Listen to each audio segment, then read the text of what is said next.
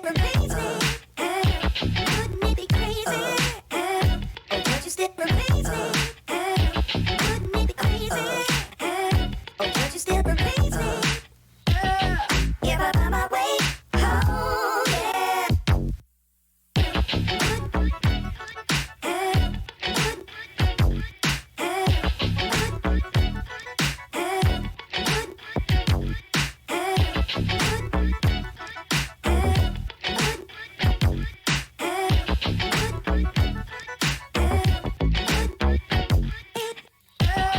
If I find my way home, yeah.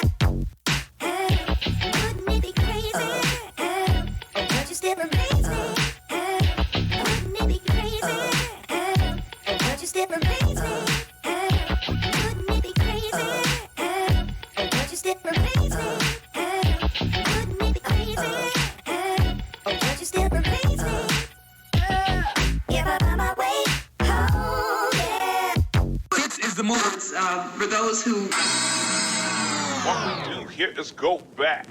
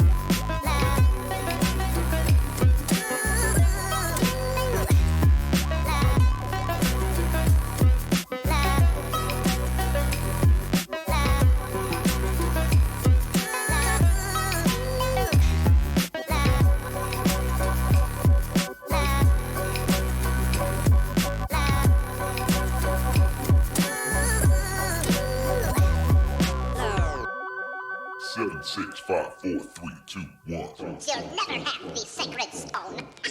Oh, this you crazy mother.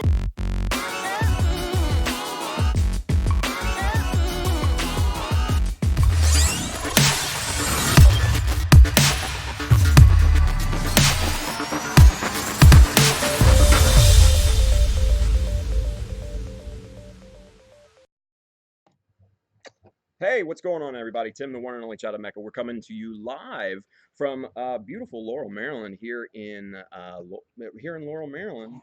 Sorry, not even thinking. Here at Hobbyworks in Laurel, Maryland. So we're going to be doing simple details again today. Hope you guys are ready. I actually have the luxury of bringing a lot more tools and stuff like that here today, as opposed to Galactic Toys last week. Unfortunately, Zach, I see you in the chat. Thank you for hanging out with us. I got my boy here today.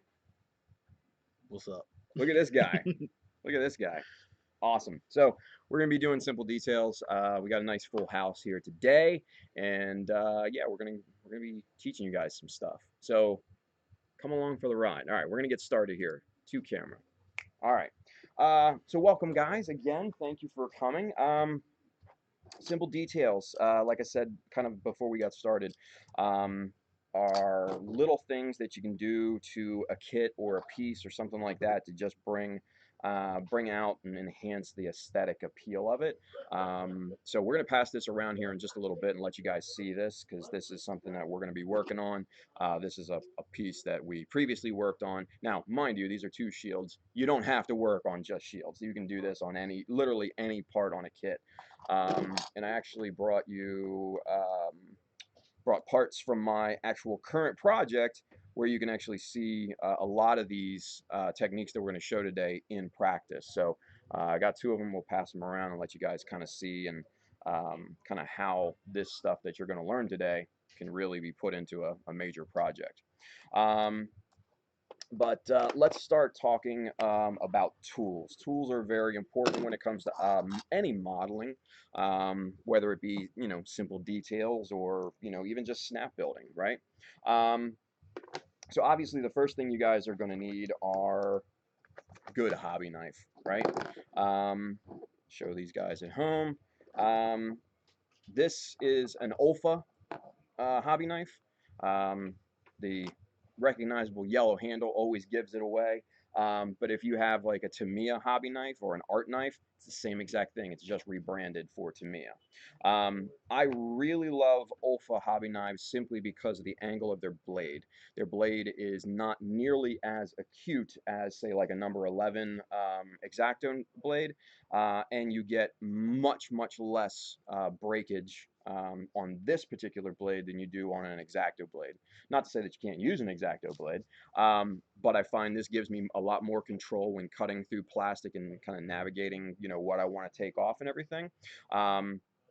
And I really like Olfa blades because they stay a lot sharper, I find, through the long run. So Olfa knives are very readily available. Amazon, Lowe's actually carries these now down like their box cutter, you know, aisles and stuff like that in the tool section. So I highly, highly, highly recommend Olfa knives. In that same aspect, one of these guys right here, show the audience first. This is the Olfa little utility knife. This is just, you know, your common like box cutter style blade.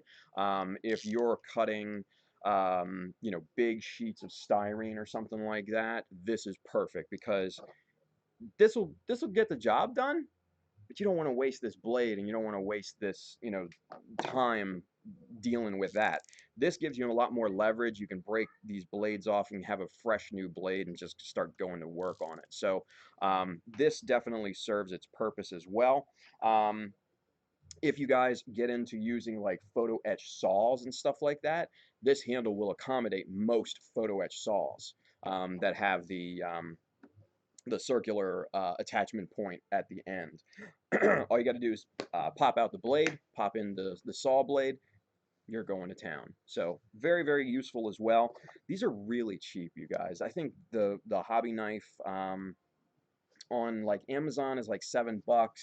I think in Lowe's it's like 8 or 9. And I think you actually get like five blades. So really good deal. I think this thing was like 7.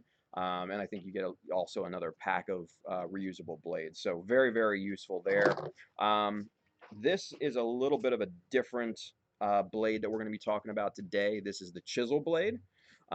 Very useful when it comes to trying to even up surfaces and everything.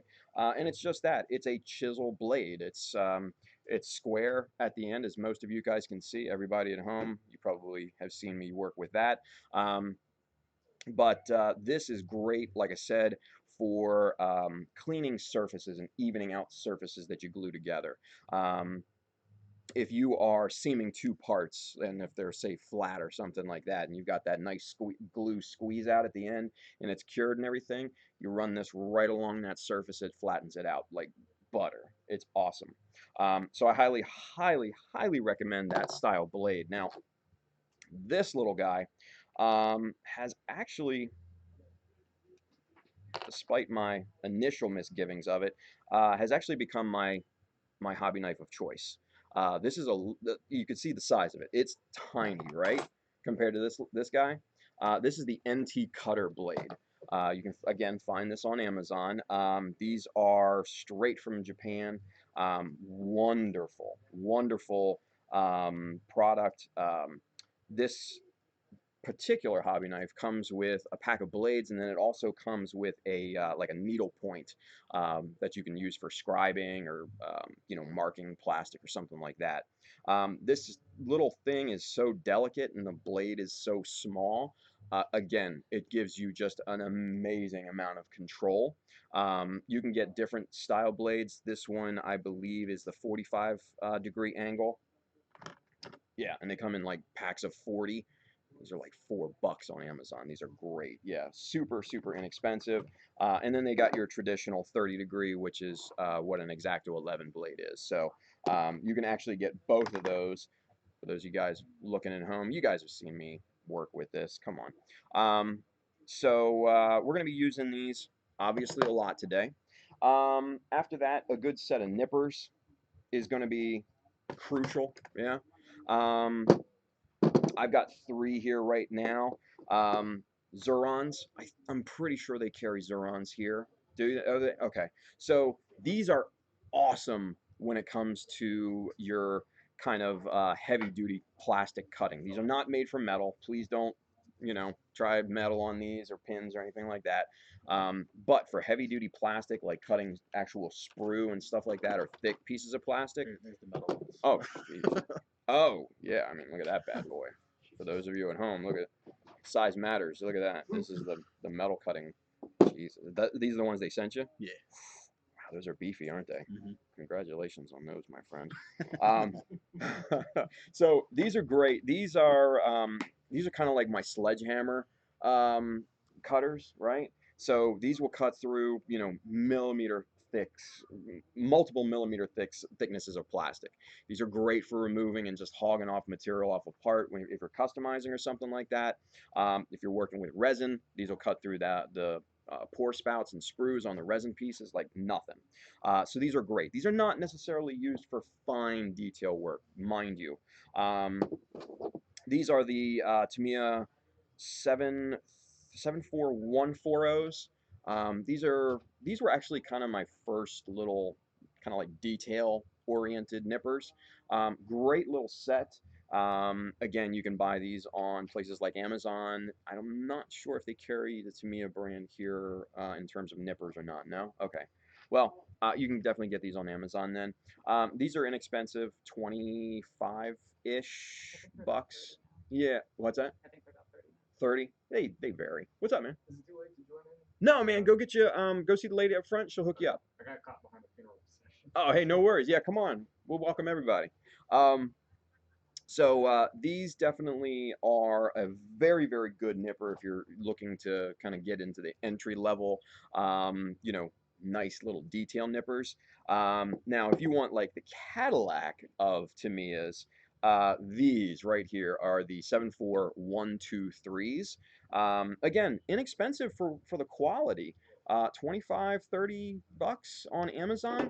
And I'm going to tell you what, these are my absolutely favorite hand down nippers I've ever used.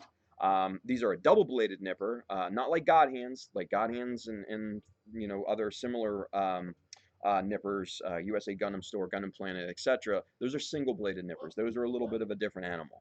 These have 2 blades and they basically slice in from both sides. These are great. I love these nippers, and I love the profile on them. It's super, super thin, right? Everybody see that?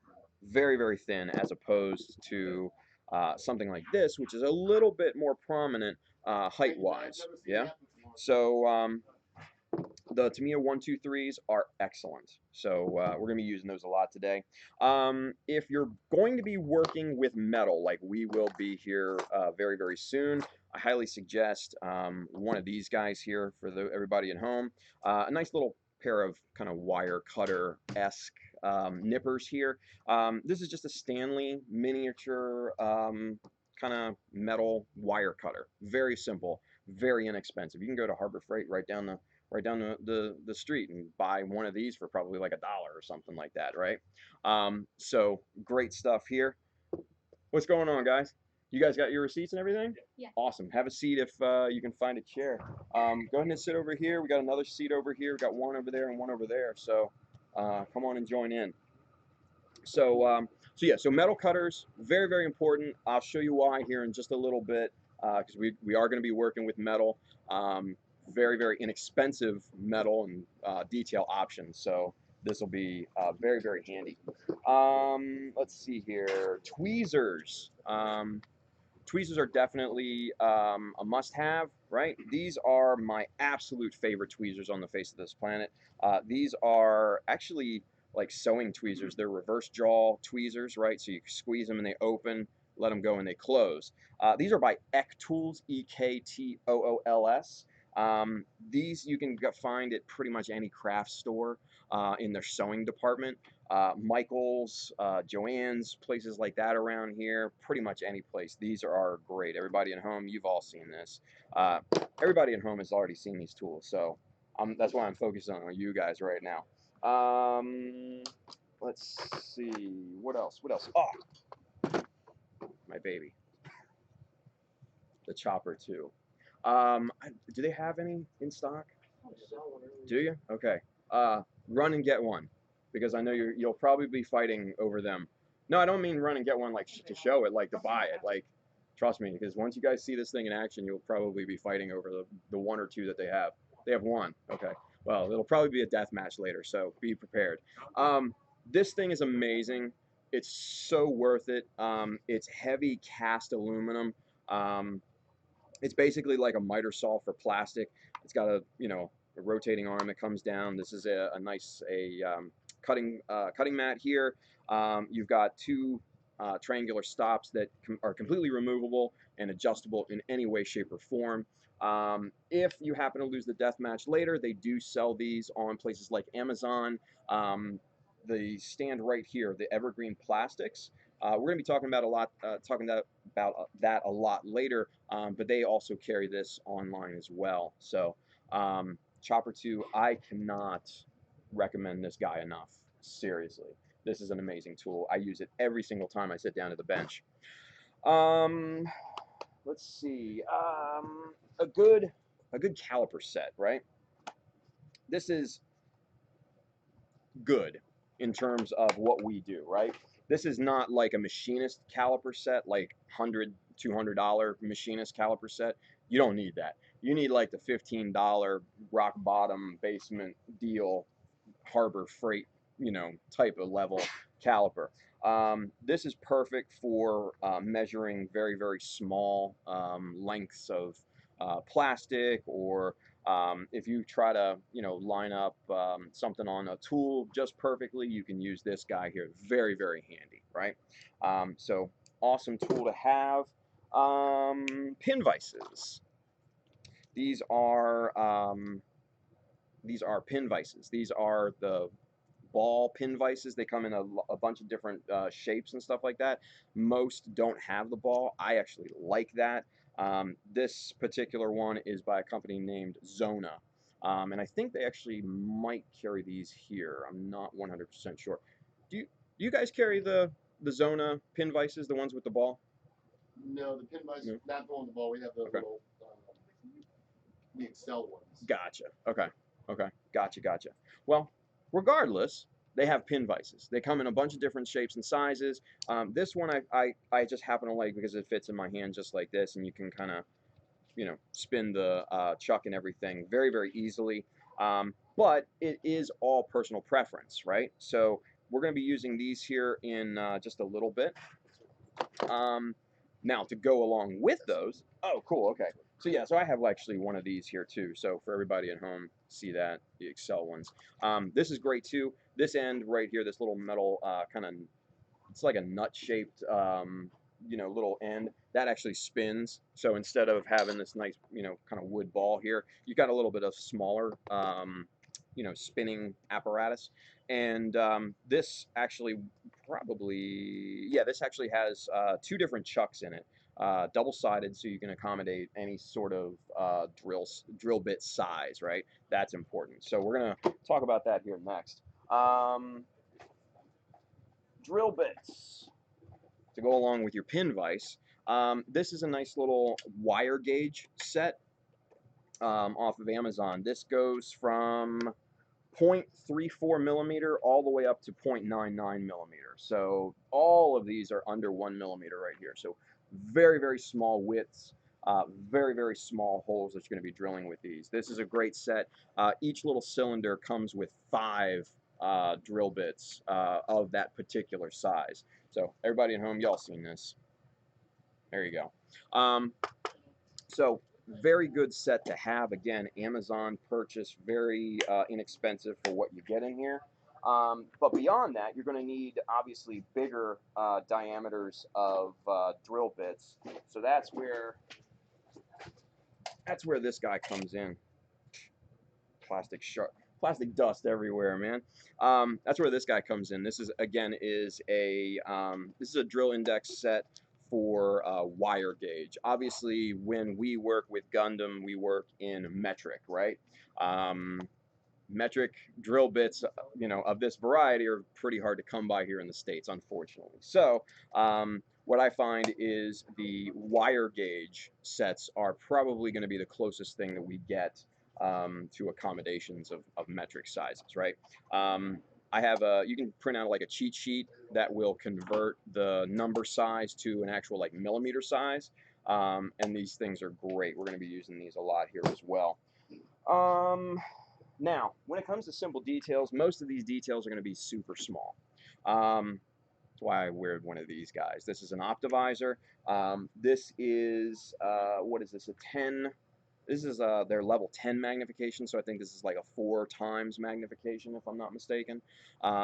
You can get, pretty inexpensive ones on Amazon. This is the actual real deal Optivisor, so this is a little bit more on the expensive side.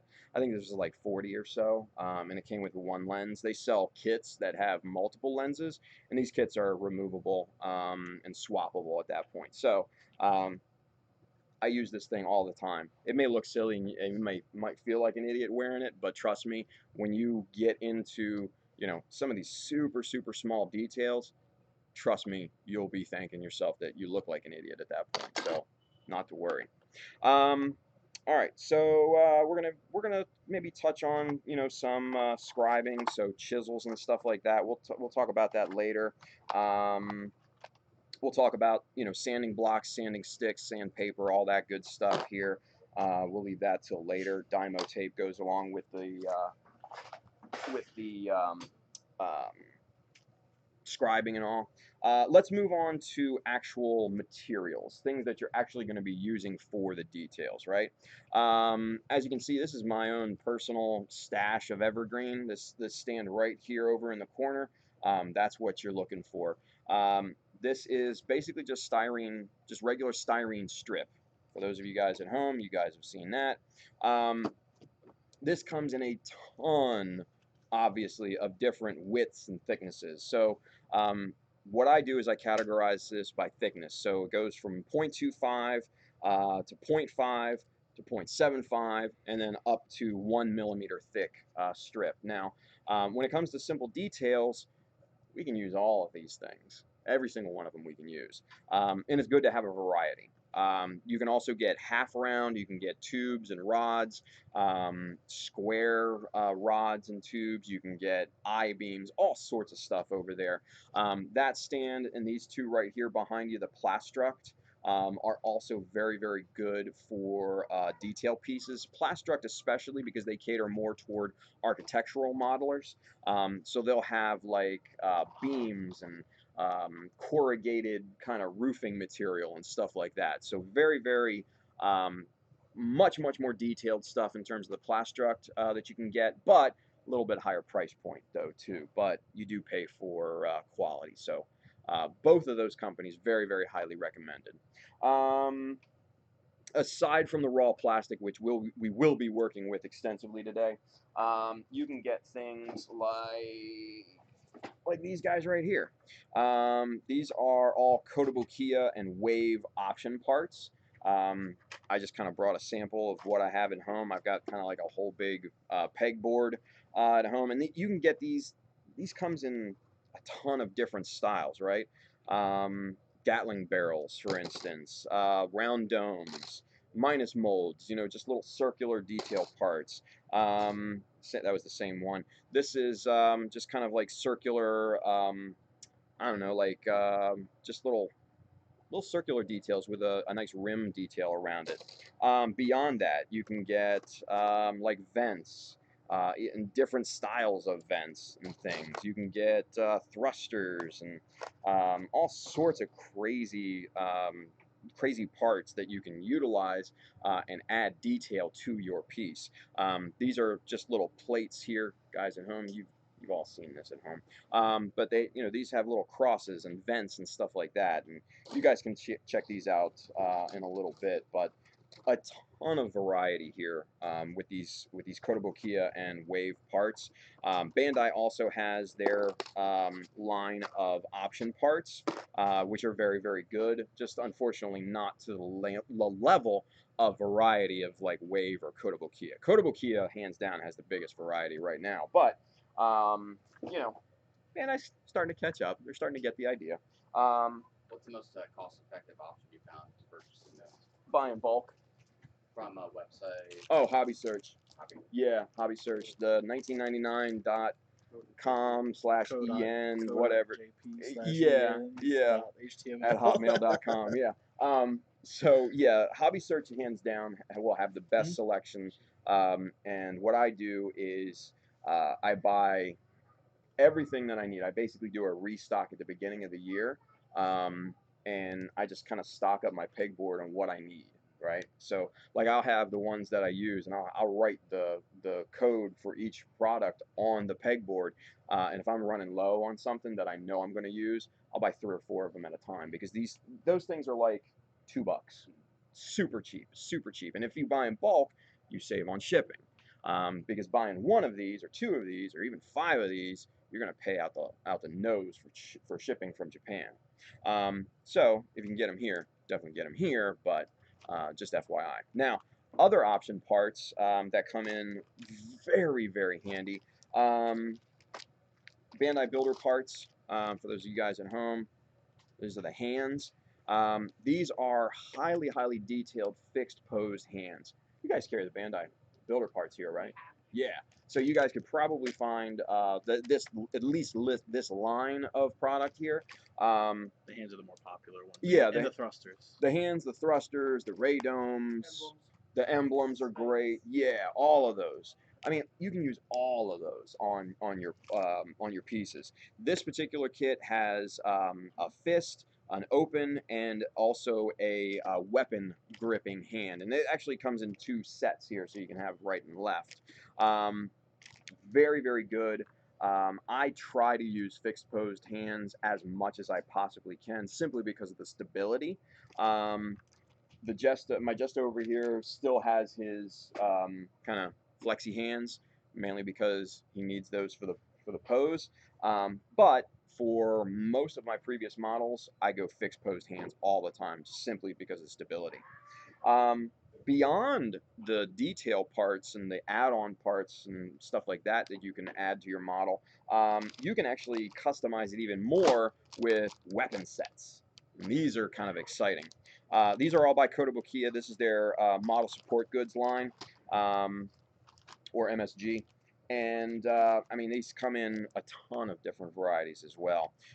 This is like a little handheld MSG, or SMG. I had SM or MSG on my brain. Thank you, appreciate that. What's that? Yeah, right. Don't eat number 4. Yeah, so it has, like, you can get a cannon. You can get like this nice little rifle. You can get this like this hose, this kind of barrel mounted little rifle here. And this is just a small sampling too. You can get like fixed bladed weapons, axes, swords, knives, all sorts of stuff. Different configurable shields and things. All of those can add a ton of detail. What's going on, man? Good to see you. You got your receipt? Rock and roll. Have a seat, bro. Good to see you, dude. Now, I forgot about these. Going back to the hands real quick. Say you have an older master grade or an older 144 kit or whatever, that have just, kind of like the 3 fingers and then the 1 trigger finger. You don't like that, but you want to kind of update that, maybe with some, some flexi fingers. They actually make third-party, fully posable hands in both 144 and 100. This is a company. What is this? This is Hobby Base. They are owned by Yellow Submarine in Japan, which is a very, very highly reputable modeling company in Japan. The Yellow Submarine is just, they make amazing stuff, and this is their offshoot. So I've actually got a few sets of these, and I've used these. These are wonderful if you want to upgrade an older model kit and have, you know, highly, highly detailed hands. So for everybody at home, there you go. Again, hobby base. There you go. So, like I said, you can use a myriad of parts, right? Some of the other parts that we're going to be using today, sewing pins. Just that you know, just you get from Michael's or some craft store. These come in extremely handy, and I will show you why here in a little bit. Another kind of trick that I really love to use, and where is it? Ah, here we go. Inflation needles. Just the type you get to blow up a football or basketball or something like that. You can buy these in bulk on Amazon. I think there's 50 here. I think I paid maybe $3 or $4 for these. If you want metal thrusters, boom, right here. These are the ticket, right? I used these on my Hummingbird that took me to Japan in 2016. I used them on the Jesta. I think I used them on a few others. But the reason why these are so good for metal thrusters is because they're easily customizable. So just that little deal right there, everybody at home. So what you do, you take this thing, right? Set it down on a nice stable table, wood plate or something like that. Take a hammer, hammer this needle back into the body. There's a kind of a nice copper, very fine tube that will push back through and make a really, really interesting inner detail in here. And then you get your metal cutters, snip off that needle to whatever desired length, measure this, drill a corresponding hole into wherever you want to pop this guy, and there you go. You got a metal thruster. Highly detailed. Nobody will ever know what that thing is. It's, trust me, these things are a godsend when it comes to inexpensive metal thrusters. Very, very useful. And they look the part too, to be quite honest with you. I had a lot of people ask me, you know, what are those metal thrusters? What are those metal thrusters, right? And I told them, inflation needles. And people were blown away. So very, very useful. Highly, highly detailed.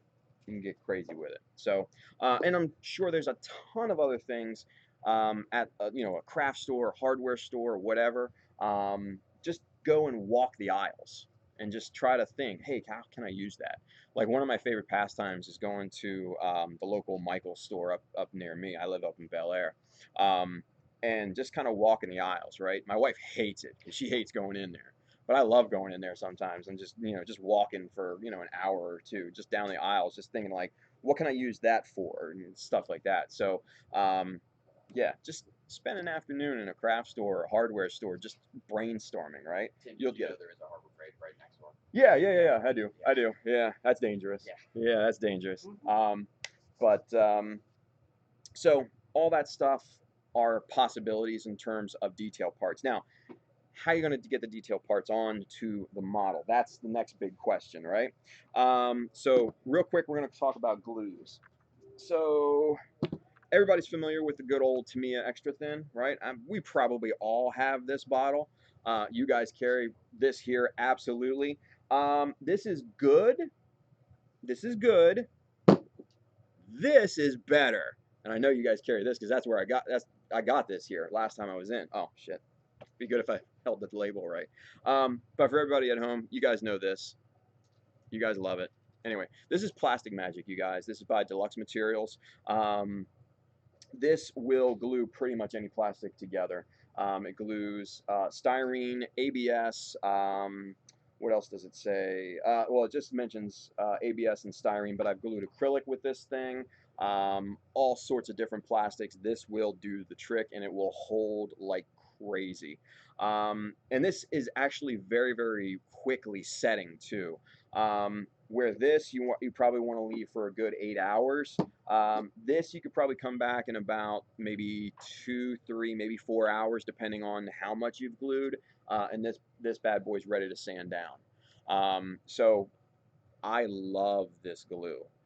It gives you a little, actually, it gives you a little bit more working time than Tamiya Extra Thin as well. Not by much. Keep that in mind, just a little bit. But this stuff is amazing. $8.99? Yeah, I think it's around $8-9. So very, very worth it.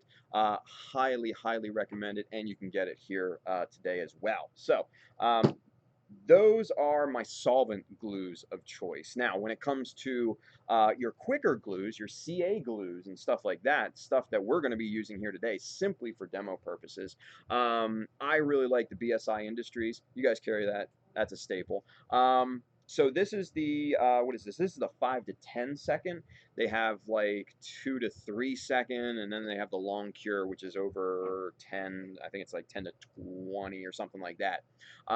This is great stuff because not only is it extremely strong, it comes with this nice little applicator tip on the bottle, which is very nice. This is great stuff. Now, if for some reason, which there shouldn't be any reason for you guys, because you can find this here. If you can't find that, the next best option, and I've used this for years, is Loctite Ultra Liquid Control. You can get this at Home Depot, Lowe's, places like that. Ace Hardware, yeah, Walmart. pretty much anywhere. Walmart, yeah. This is amazing stuff as well.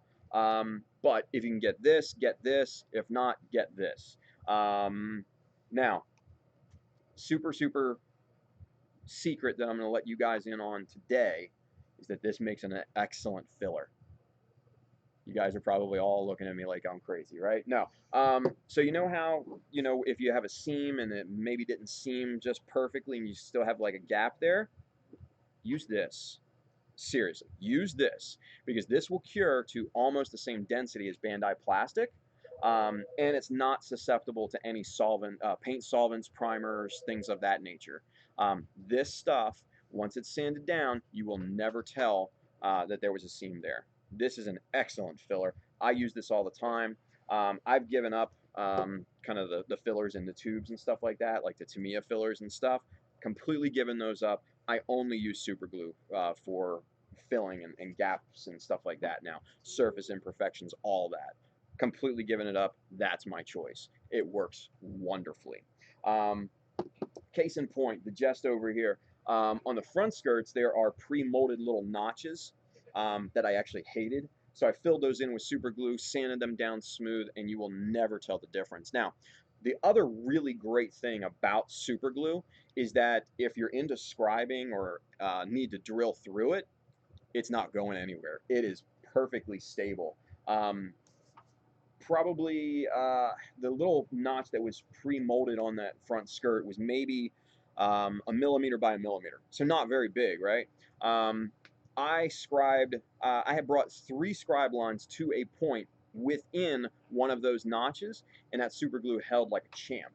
And the lines are sharp, the lines are crisp, no blowout, no nothing. So yeah, super glue as a filler, completely legit. It's What's the dry amazing. time on that? I mean, whatever the dry time is for the super glue. Oh, sure. So Yeah. You can start sanding it. Yeah. Oh yeah. And Or that's you the could beauty use part. baking powder or You can. baby powder Yeah. to toughen it up too. Yeah. I've done that for like, bigger gaps and stuff like that. But for the little ones, pointless. Because that stuff was just like rock solid. So, but good call. You never know. All right. So that's tools, that's materials, that's glues, all that good stuff. I think I went through everything in here. You know what? One last thing. This guy. This is what's called a bastard file. You can get this in any home improvement store. I use this thing on the regular because if you want to shore up and flatten a surface, this will be your weapon of choice. Trust me. It may look overkill. It is not. You want to get a surface dead flat within a few seconds, this is the guy for the job right here. I absolutely love this thing. And it's just a cheap Nicholson, you know, budget file. This isn't anything like heavy duty, right? So Harbor Freight down the street, probably pick one of these up for maybe $2 or $3, right? Highly recommended. All right, so let's get to work. Let's start passing these around so you guys can kind of get an idea. You want to pass that around here? Oh shit! There we go. Good seeing you, buddy. Thanks for coming. Just pass those around and then bring them all back. That what you're seeing and what you will see, guys, is the shield for my current project that I'm working on right now, and you'll see all the detail and everything like that in these shields, and we're going to be basically showing you kind of how to achieve that similar look today. On those shields, you see the optional rocket launchers. Those come from Bandai parts. You'll see all the plastic layered onto that. Those are things that we're going to be teaching you here today. You know, strapping technique, using the option parts, upgrading the option parts, things of that nature, stack details, you know, how to use the little sewing pins and stuff like that, metal parts, all that stuff we're going to be going over here in just a few minutes. So as those come around, take a good hard look at them, and we're going to get started here actually. So before we get into details, one of the key components of customization is being able to take your model apart again, right? Now, Bandai has blessed us with the peg and hole system, the snap fitting system. It's amazing, but trying to get these parts back apart can be challenging, right? So we need to take very good care of the part before we put it together so that it makes disassembly that much easier. So what I like to do, pin vise, make sure I got the right chuck. Where's the, I'm gonna put the drill, the grinding bits. Are they still in here? Shoot, don't tell me I forgot them. Oh, I might have forgotten them. Damn it. Oh no, here they are. They're underneath everything. All right, so these are a 10-piece tungsten carbide. Basically, these are Dremel bits, right? Got these on Amazon. These are amazing. They come in a bunch of different profiles. As you can see, they've got you know, rounded ones, they've got conical ones, and I'll just kind of do this type of thing. They've got cylindrical ones, they've got all sorts of different profiles, and I've augmented this set with the smaller ones. These are actual Dremel deals, you know, again, circular, spherical, conical, cylindrical, all sorts of really cool little bits. Now, the thing is, with trying to get these parts apart again, we need to modify the you know, the female, the holes here a little bit. So what I do is I take one of these conical bits right here, pop that into the pin vise, and I think this is, no, that's the wrong chuck. Yeah, that's the wrong chuck here. There's the right one. Pop this into your pin vise, and then we're going to taper the hole. So what we're going to do is we're going to pop this cylindrical bit in here for everybody at home. 10 rotations. 1, 2, 3, 4, 5, 6, 7, 8, 9, 10. That's usually what I find is acceptable. 2, 3, 4, 5, 6, 7, 8, 9, 10. Every single hole. What that does is it tapers the inside. Where it starts like this, right? It tapers it out, so now less of that hole is hanging on to the peg, right? It makes removing this part so much easier. Now, I'm not necessarily confident with that particular size, so actually I'm going to switch bits here. I'm going to widen this thing up just a little bit more.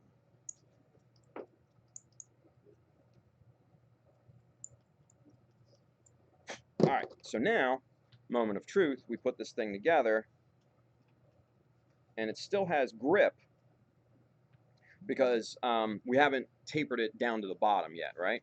So this thing is together, not falling apart, but now, hopefully, fingers crossed, we can pry this thing apart much easier than before, right? So let's see. I'm gonna buy you a part separator. Boom. That top one just popped, and then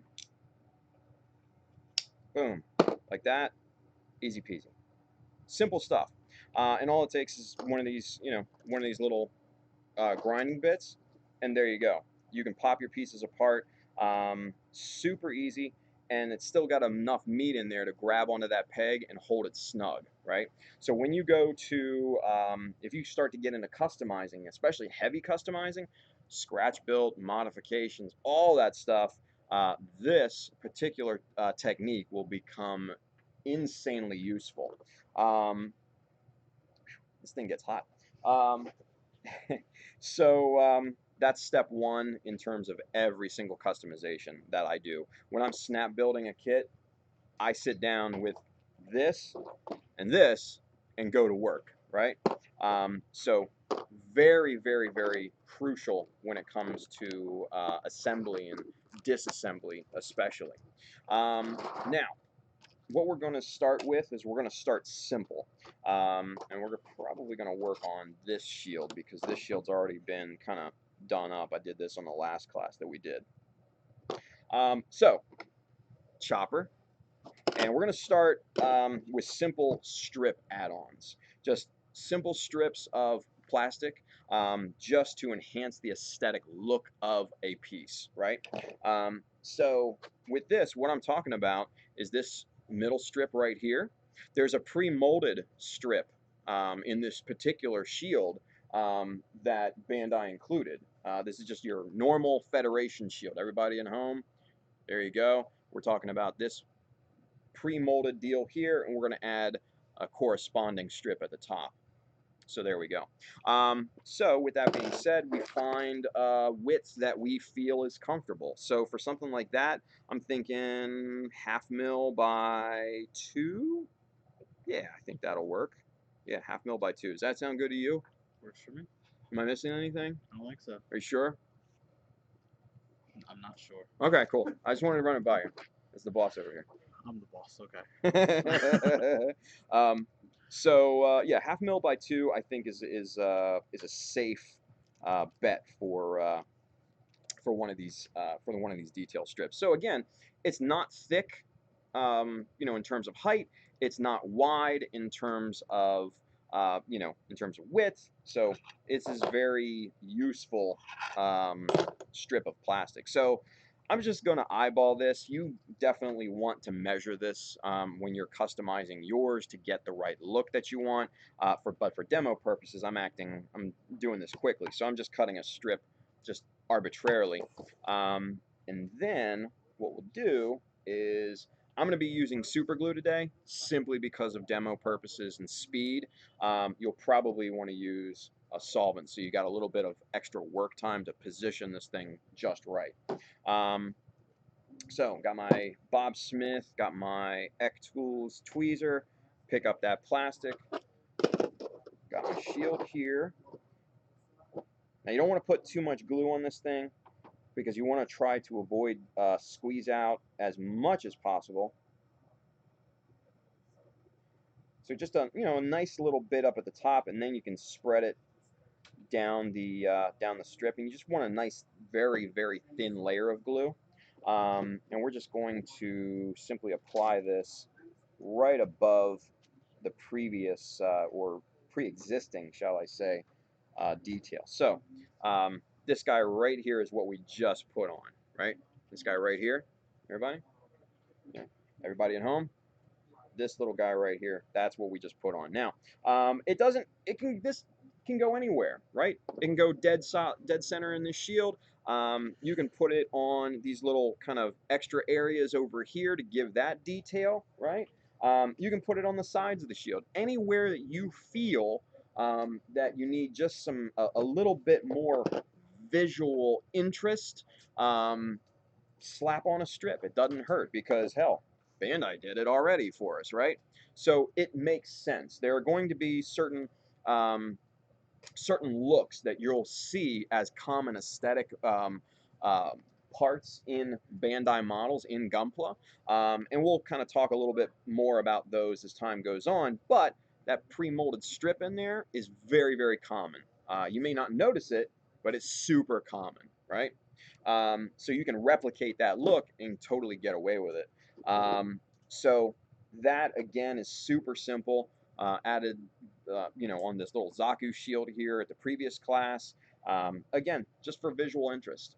And the cool thing about adding these little details, if you don't like them, they're easily removed too. Chisel blade, I'm not going to remove it now, but if you wanted to remove this thing, just pop the chisel blade right under this thing, scrape this thing right off. Basically, you got a new surface to go at again. Very simple stuff. Very, very simple stuff. So you can add those strips pretty much anywhere. So bare bones minimum step one entry level style of detail. Now, to take that a little bit further, you can add pairs of those strips. What are you doing? Stop it, Jacob. Everybody, Jacob's here. Cupcake Mecha. Go check him out on Instagram. There you go. Whatever. Anyway, I got my eye on you. He's a troublemaker, you guys. So pairs of strips on this particular part of the shield here will act as kind of like a bumper mechanism, right? So it basically is reinforcement for that particular part of the shield, right? And you'll see this on a lot of the more heavy pieces of armor, especially in Gunpla, and the shields and stuff like that, or maybe around the feet or something, or maybe on the forearms or the shoulders, things that need that little extra reinforcement. You're going to notice those kind of double, these double bumper type strips on those particular parts, right? And if they don't have it, and if you feel you need it, boom, right there, easy, easy. These particular strips are 1 millimeter by half millimeter thick. Half millimeter and quarter millimeter are probably going to be your go-to in terms of simple details, but that doesn't mean to say you can't use 1 millimeter thick stuff either. I'll show you that in a little bit. But you can add little parts like that, little bumpers.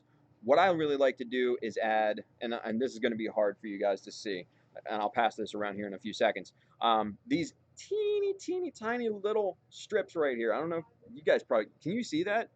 No? Yeah, well, it ain't even worth talking about then. No, I digress.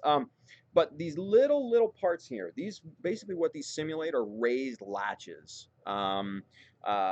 So think about for a second if your particular mobile suit is damaged in battle, right? It needs to come into the maintenance bay. Mechanics, people that work on these things, need to get into and replace the armor or get into the internals and work on those and maintain those, just like a car, just like a plane, just like a tank, just like anything, right? So these are 1/100 scale. Imagine this 100 times bigger. This is going to be massive, a massive plate of steel or whatever. So you got to think there's something holding that part in place to the internals below it, right? So these little details, a lot of these, what we try to simulate are latches and latching mechanisms and stuff like that, or hooks to lift those parts off. So your mech's in the maintenance bay, right? And you got a little bit of gravity. It's not 0G or whatever, so you just float off or whatever.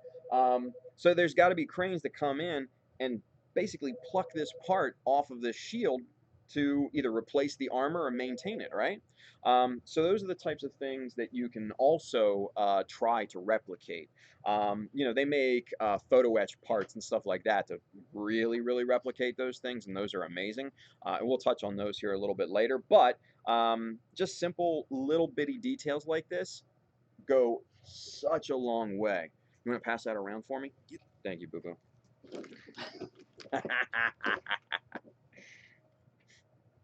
Anyway, So we'll add some here on this as that's going around.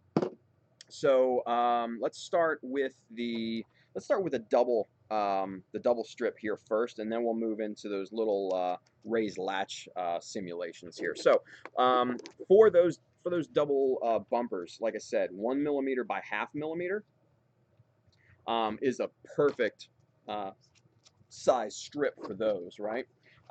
So we pull out a strip of that. And again, these are going to be usually shorter in length simply because they're reinforcement for that particular armor piece or part or whatever. So you're going to probably say maybe 5 millimeters or so. It's not a science thing or whatever. That's just kind of the feeling, right? And a lot of the stuff just needs to feel right, you know? And you're going to get a better feel for that, you know, the more you work. And I'm just cutting these arbitrarily. I'm just using the crap measurements here on the backstop of the cutter. This isn't great, by the way, but it does work in a pinch. So we've got two roughly the same size pieces here. I'm going to, just because I'm particular, I'm going to even these up here with the hobby knife because I can't stand non-symmetry sometimes. But asymmetrical is good, and we'll talk about that as well in a little bit. So let's see. I'm going to reinforce this thing. I'm going to put these up in the corners of this particular shield just to kind of reinforce that, because those corners are going to get dinged up real quick as this thing's banging around in battle and fighting other mechs and getting shot at and whatever, right? Heat Hawk right to this shield. Where do you think it's going to probably hit? It's probably going to land on one of these corners or something like that, or knocking around the maintenance bay or something like that. So I'm going to reinforce the corners just a bit. Come on, right there. And we're going to add these, and we're going to try to keep them symmetrical as possible, because symmetry in this particular instance is definitely good, because you want to reinforce both sides equally, right? Okay.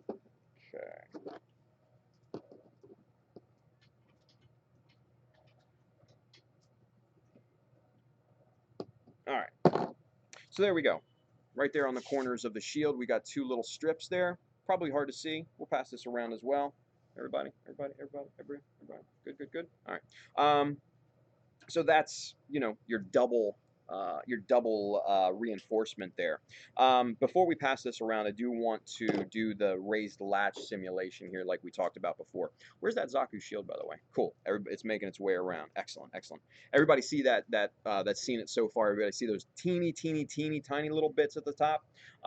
Those are super small styrene strip. Those are 1/4 millimeter thick by ½ millimeter wide.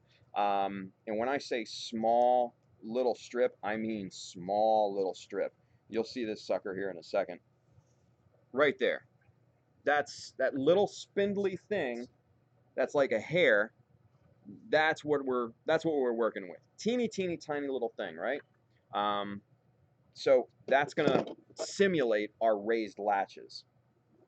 Now, when it comes to latches, there are raised latches, there are recessed latches. If you've ever sat in the window seat on a plane, you can look out and see the engine and stuff like that. And those little silver things on the engine, you know, on the covers and everything, those are recessed latches. Those are also what we're going to be simulating in a little bit later, but we do that with chisels. We actually have to subtract material rather than add on, right?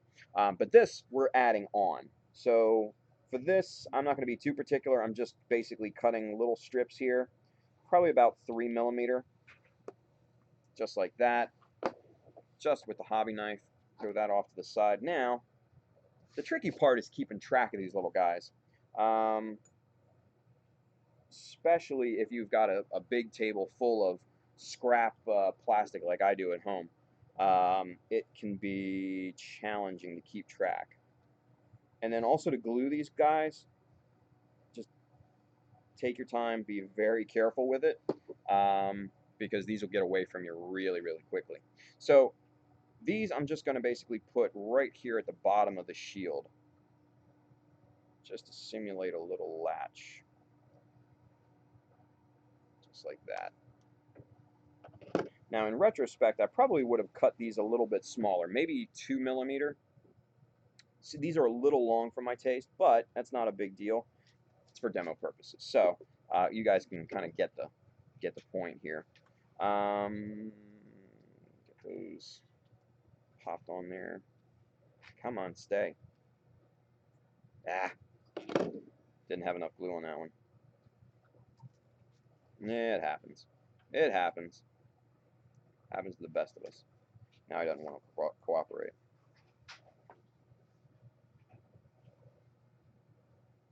There we go. And these, like I said, these little pieces of plastic, very particular. There we go. Now we got enough glue on there. Let's get this guy back on here.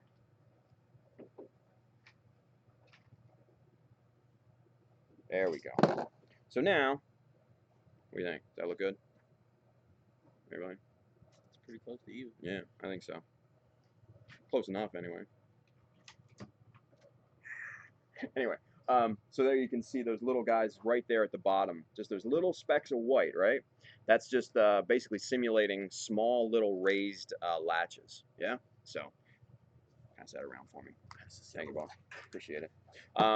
So everybody got to see one of these, right? Where's the second one? Anybody got the second one? Oh, is it? Okay, cool. Don't want to lose these. That would be bad. What's up? Nothing. So, but especially on the rocket boosters here, you can kind of see these little parts, these little white parts right here on the corner. That's what we're going to be talking about next, and those are called stack details. Very similar to the strips and everything, but what we're doing is we're stacking 2 strips of different sized lengths to make basically a difference in visuals as opposed to just one simple strip. Use that a good amount on my just over here, especially like on the feet and the legs and stuff like that. And it definitely makes things pop, because when you go to paint this, you can either leave it the same color, or, which is even better, paint it like a gray to stand out from whatever your base color is. So over here on the feet, what I did is the feet are like a nice dark gray, but I painted those little stack details a light gray to contrast from that base color. Makes them stand out, and it really kind of gives a really great visual appeal to those particular pieces. And it just makes it look a lot more mechanical too. And that's basically what we're trying to achieve, is making this particular mech, as much as Bandai did a great job, we're trying to make it look more mechanical, more realistic, and what we're trying to basically do is sell that illusion of scale. This isn't working. It's not going back in. It's just whatever. What's up? Like a roadmap. Yeah, basically. So you'll hear me say that a lot. Illusion of scale, right? So 1/100 scale, everything is so tiny in terms of what we're working on. So you have to work small when it comes to details like this. So stack details, let's talk about that here next.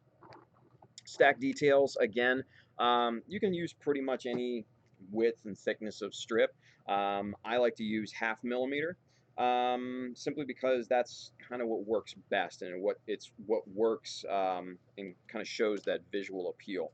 So 1/2 millimeter by 1 millimeter. Again, we're going back to this particular strip, and we're going to stack a couple of these here in different lengths, right?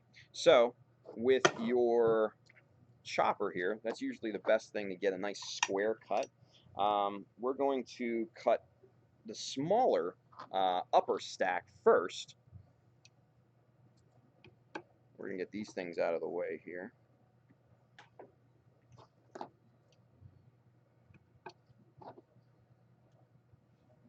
And then we're going to push this stop block back a good amount, right about there. And that's going to give us our bottom stack, right? Now, using the chopper is really, really great because you can make repeatable cuts. As long as you don't move this stop block, though everything you cut will be the exact same length, and it's amazing. So again, this this particular tool is highly, highly, highly recommended. It stuck to your thumb. It's gone now, I think. No, it's right there. But thank you. Yeah. These bins right here. Sorry. Take them. Yep. I got it. Thank you. Sorry about that. So, so we're using the chopper. We've got 2 lengths of strip here, and let's see. So we're gonna stack one of these on top of the other, and you'll see these as we pass them around again. So again, smaller length on top. We just pop it right on to the longer length. Now you can position this smaller length of plastic anywhere on the upper part or the lower part, and it can have different visual interests, right? And use that to square it up. And son of a bitch, it didn't glue to both sides, but it didn't glue to each other. There we go. Now we got it. So I know this is impossible to see for you guys, but there's a stair step action. There's a smaller, well, there's a longer strip at the bottom. There's a shorter strip on top, and it's like I said, it's basically like a stair step type of look. And this works really, really well in terms of just visual enhancement. Now, I have this justified all the way to one side, but you can have it dead square in the middle. You can have it 3/4 to one side, or whichever side that you want. Each spacing will give a different look for that stack detail. So you can basically do whatever. I know on that on the Zaku shield that's going around, you can see the stack detail on that. Where is that? Oh, it's not going around. But the stack detail on top here, the small part on top is about 3/4 on one side to the longer part. These that we're working with right now are justified to one side in particular. And there's no rule or rhyme to it. It's just whatever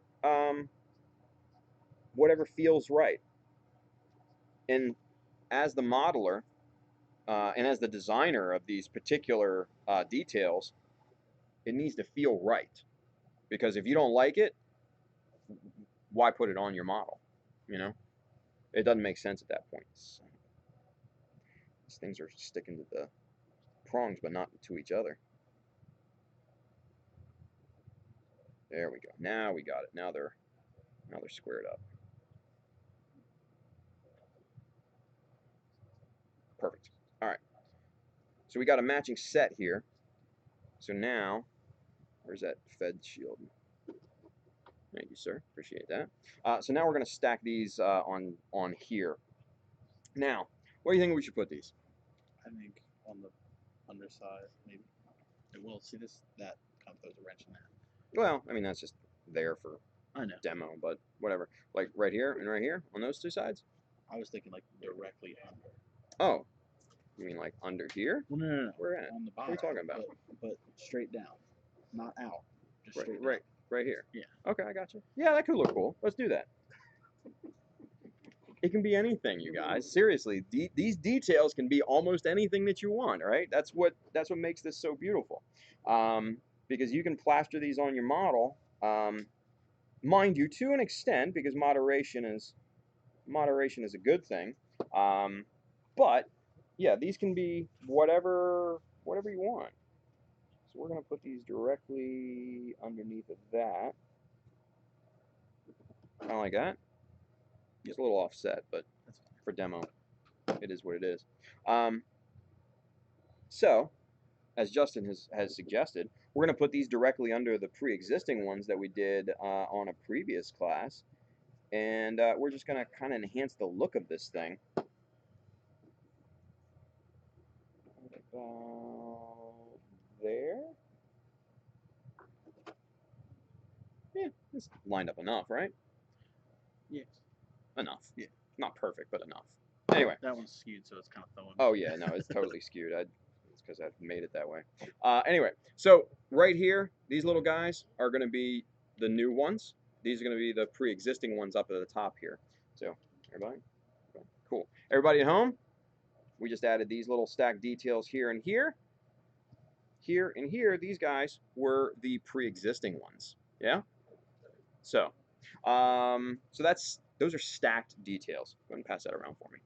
Now, these are simple stacks, right? Very, very simple stacks. 2 strips of opposing lengths stacked on top of each other. You can get super crazy with stacking different thicknesses, lengths, widths, all sorts of different stuff. Say, for instance, this evergreen comes in widths all the way up to, say, 6.3 millimeters wide, and that is pretty damn wide for a strip of plastic, right? Am I out? Yeah, I am out. I gotta pick that up today. Good thing you guys have that in stock. I was looking at that before. I was just like, oh, I need 6.3. Let's see if I have 7. Okay, so here's a 0.75 thickness and 6.3. And you'll see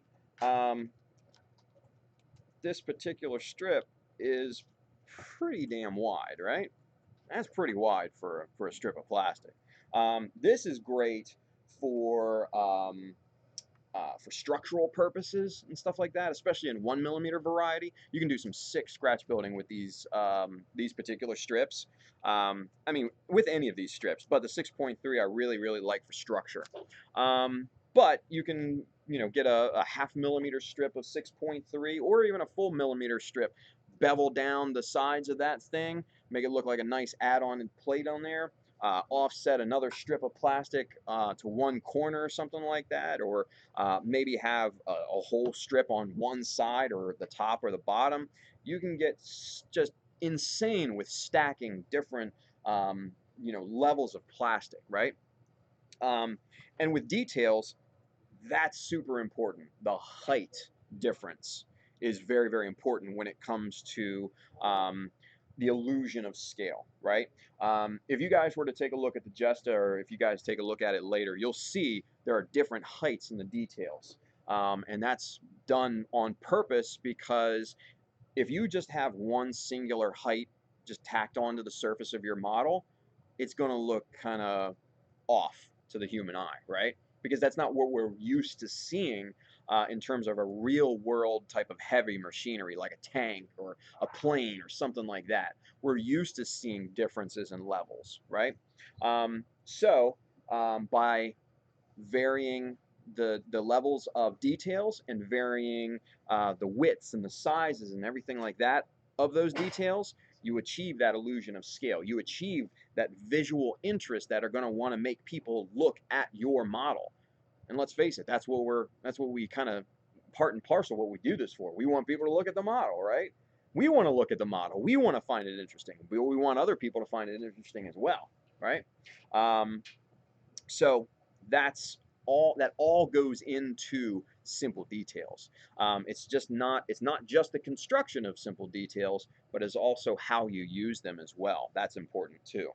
So let me grab the shield over here and we'll get back to it. Thank you, Nick. Appreciate it. What do you got? Chicken wraps. Chicken wraps. All right, rock and roll. Making me hungry over here, buddy.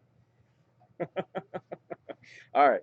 The next thing is my personal favorite simple detail, and it's called the strapping technique. Now, if you looked at both of these shields, you'll see examples of the strapping technique.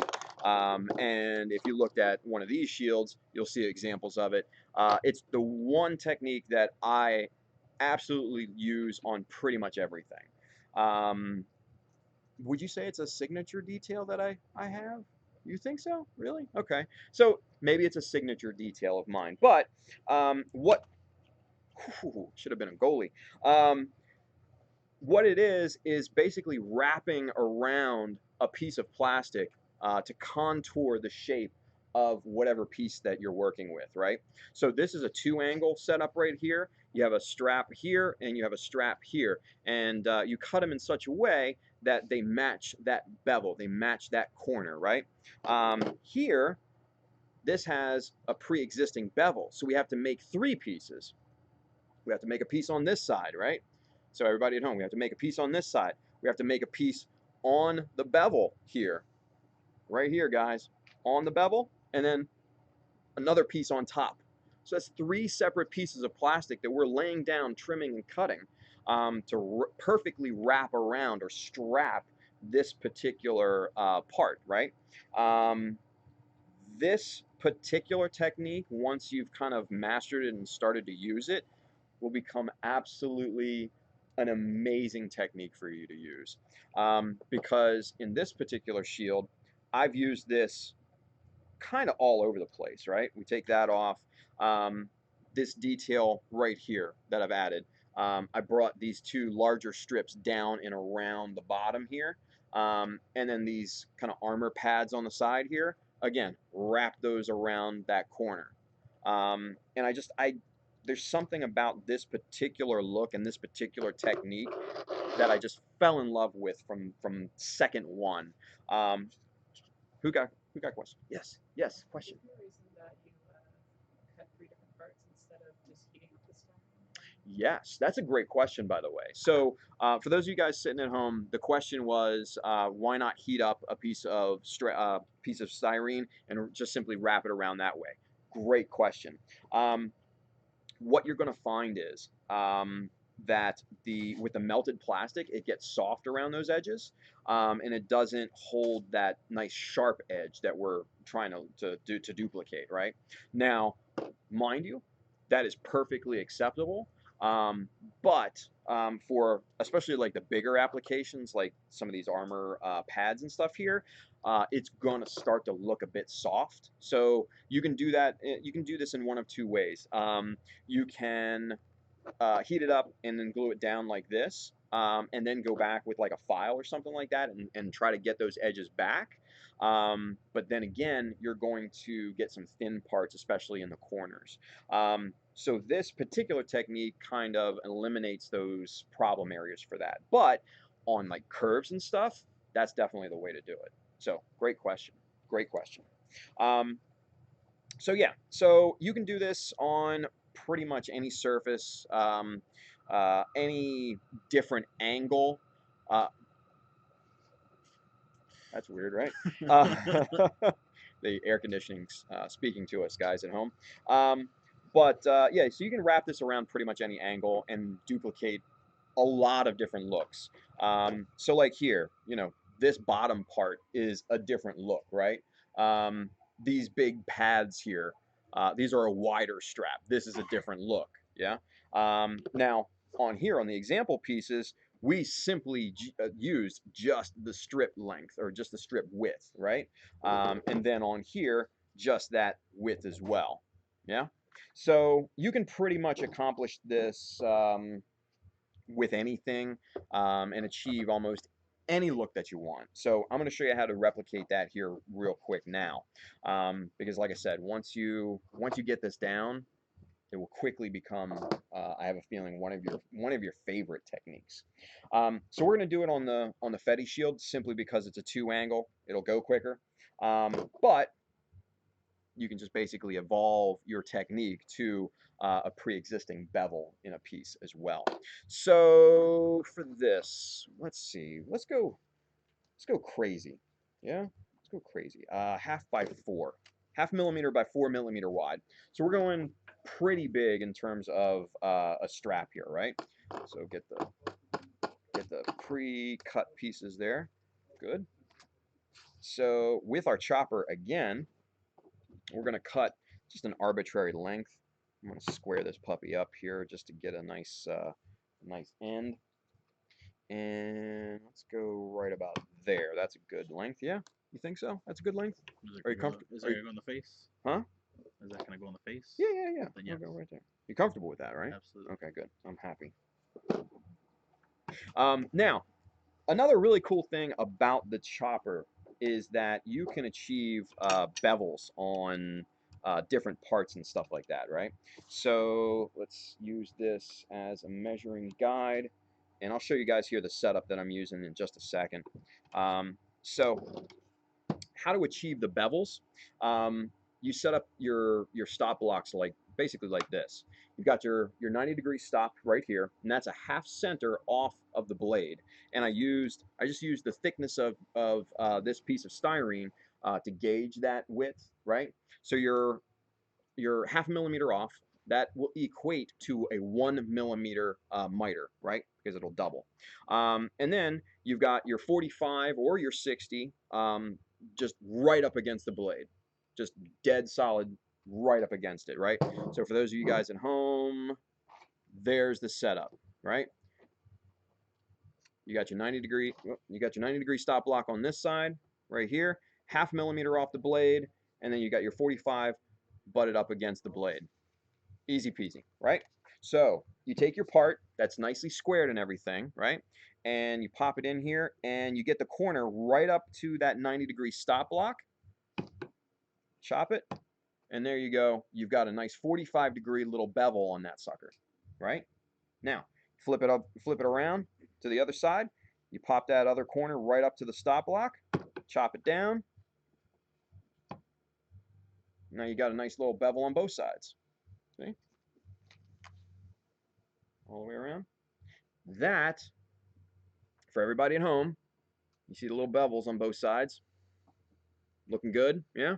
That will give much more visual interest as opposed to just a square strap just sitting there floating for no reason, right? This looks like somebody put some thought into it and designed it this way, right? Like a mechanical designer, yeah? And that's basically what we're trying to go for here. Now, actually, I'm going to put this on the side, and we're going to have some overhang. That's important, and I'll show you why here in just a second. Let's see. We're going to get some super glue on here.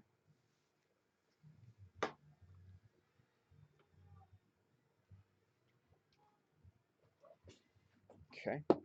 And then, again, what we're going to do is we're going to glue it to this side of the shield right here, right?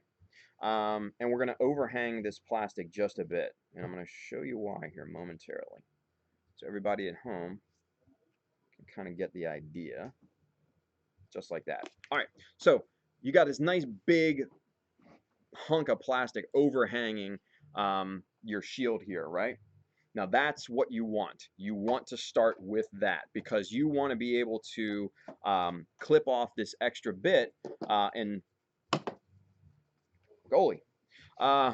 You want to clip off this extra bit here, and you want to get it flush with this surface of the shield, right? That's the step one. So 74, 1, 2, 3. We're going to come in and take the bulk of this off. You don't want to try to take it all off. Oh well.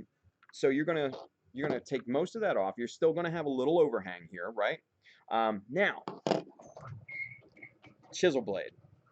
This is where this thing shines. This is the golden moment right here for this guy. Now, the bevel on this blade is right here like this, right? So if you're looking at it at a cross section, it goes angular down like this. What we want to do, we want to flip this thing over, have the angle on the bottom like this, and we're going to use this to flush this thing up. We're going to let this chisel blade ride the surface of the shield right like this, and that's going to be our measuring gauge, right? So everybody at home, the chisel blade is going to ride like this, right?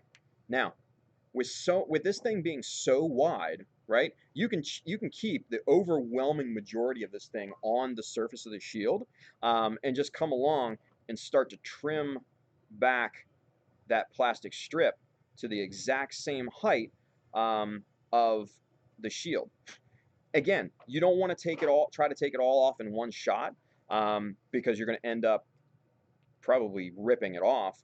You just want to take it off in just simple little layers, right? You just want to try to get it super flush. The more flush you can get this particular angle with the shield, the better and the easier this next step is going to be. So now, everybody at home, we've got this completely leveled and beveled with that surface here. So if you were to look at this really, really close up, you're going to see that this angle of the strap matches that surface angle of this particular shield. Go ahead and pass that around real quick so everybody can see what we're talking about here.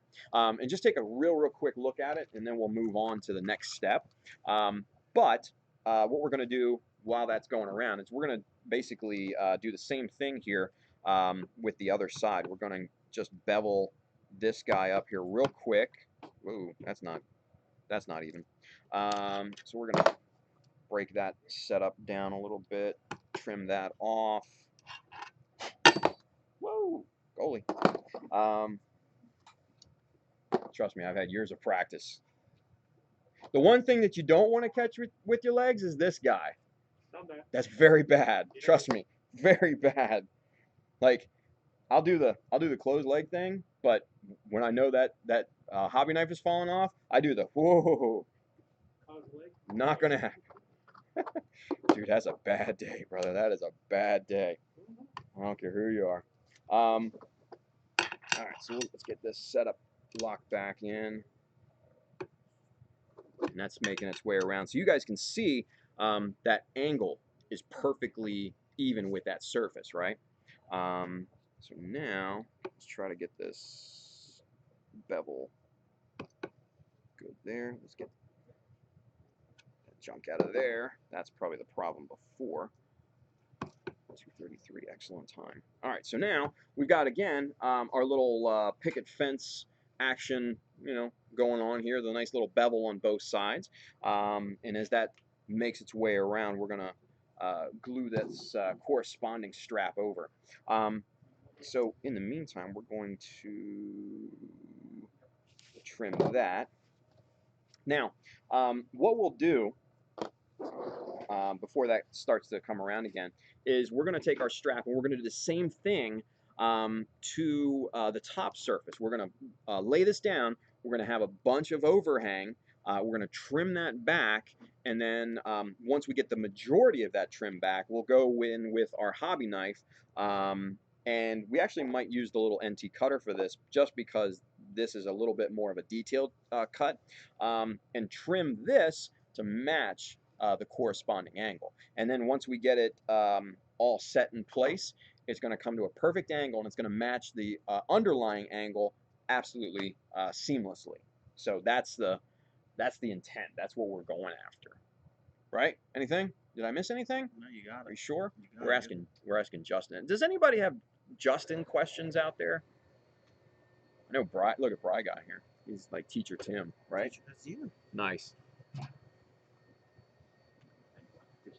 All right. So, with that being said, let's get this second strap laid down here.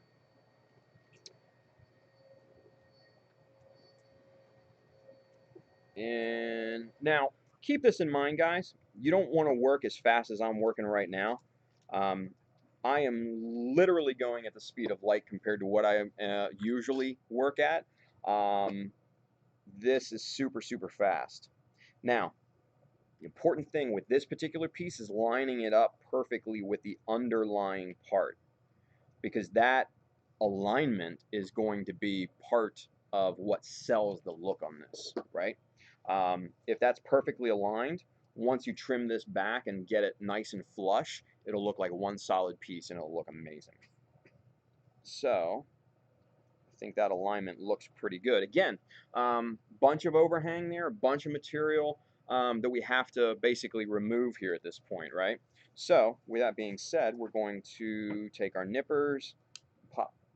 Wow, that flew over, didn't it? Get most of this removed.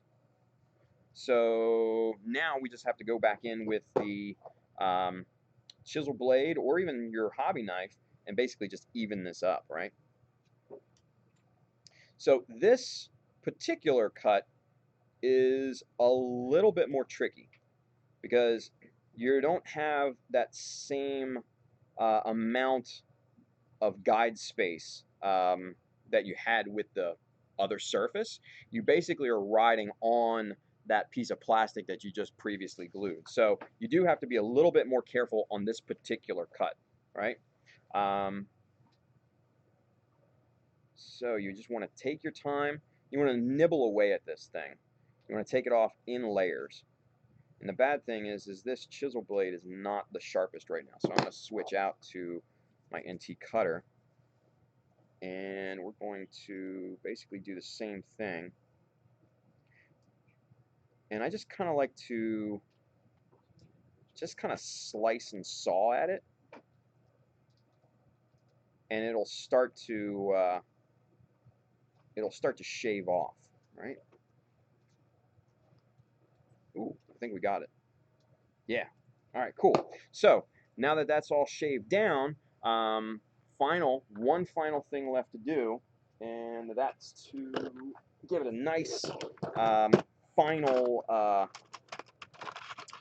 file or final sanding, right? Just to make it really just seamless, yeah?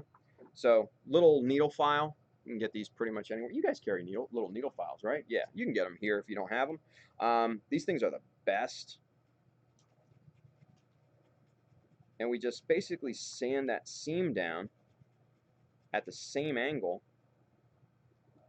Ooh, that's pretty. You can do the fingernail test all day long. You'll never catch your fingernail on this thing. That's how seamless you want this, right? That's how seamless you want to get this, because once you can do that, yeah, that's pretty good. Once you can get that, then that it just comes together and it looks like one piece, right? Pass that around for me. You gonna do the fingernail test? You gonna test me? No, you didn't test me. Okay, okay. I appreciate it. Okay. Did it pass? It passed. Word. That's what I'm talking about. Yeah. Anyway, so you guys will see this coming around, and you can do the fingernail test if you want. Hopefully it passes. But that's what we're looking for when we do this. When we do this strapping technique, we want utter seamlessness. We want this, whatever strap that it is, to be perfectly aligned and to look like one solid piece. Now, to take that look even further, what we did here on the Project Shield, these big armor pads right down here for everybody at home. You guys have seen this before, so whatever. These big armor pads here on the sides, I took my chisel and outline chiseled them, right? For those of you that don't know about chisels, you know, custom scribing lines and stuff like that, notches and all. So I like BMC chisels just simply because that's what I'm invested in. There's also, you know, companies like MadWorks and others out there that make really fine chisels. You got MadWorks? Yep. Cool. So this is a 0.15 millimeter chisel, and all I do is just basically outline that piece, that strap, and what that does is it creates what's called a pseudo shadow. Basically, it gives it yeah. So here you go. So these are MadWorks. Obviously, these are the chisels. These are different holders that you can get. MadWorks is coming out with a super handy, super heavy duty holder for all their chisels very soon. Finally. FYI, you heard it here, folks. MadWorks is coming out with a really nice anodized aluminum chisel holder that's fully adjustable. You heard it here first. Anyway, no, it's a real deal. I've seen it. So, so that's what we do. We outline scribe that, and then once you paint this and clear coat it and everything like that, and then you go to panel line it, that panel lining fluid is going to seep into those into that scribe line, that outline scribe, and it's going to make it look like this part is a separate add-on part to that shield. It's going to look like it's basically kind of strapped on, if you will, right? Which is what we want. We want that look of part separation, right? So that's a very, very handy technique to incorporate along with strapping with simple details.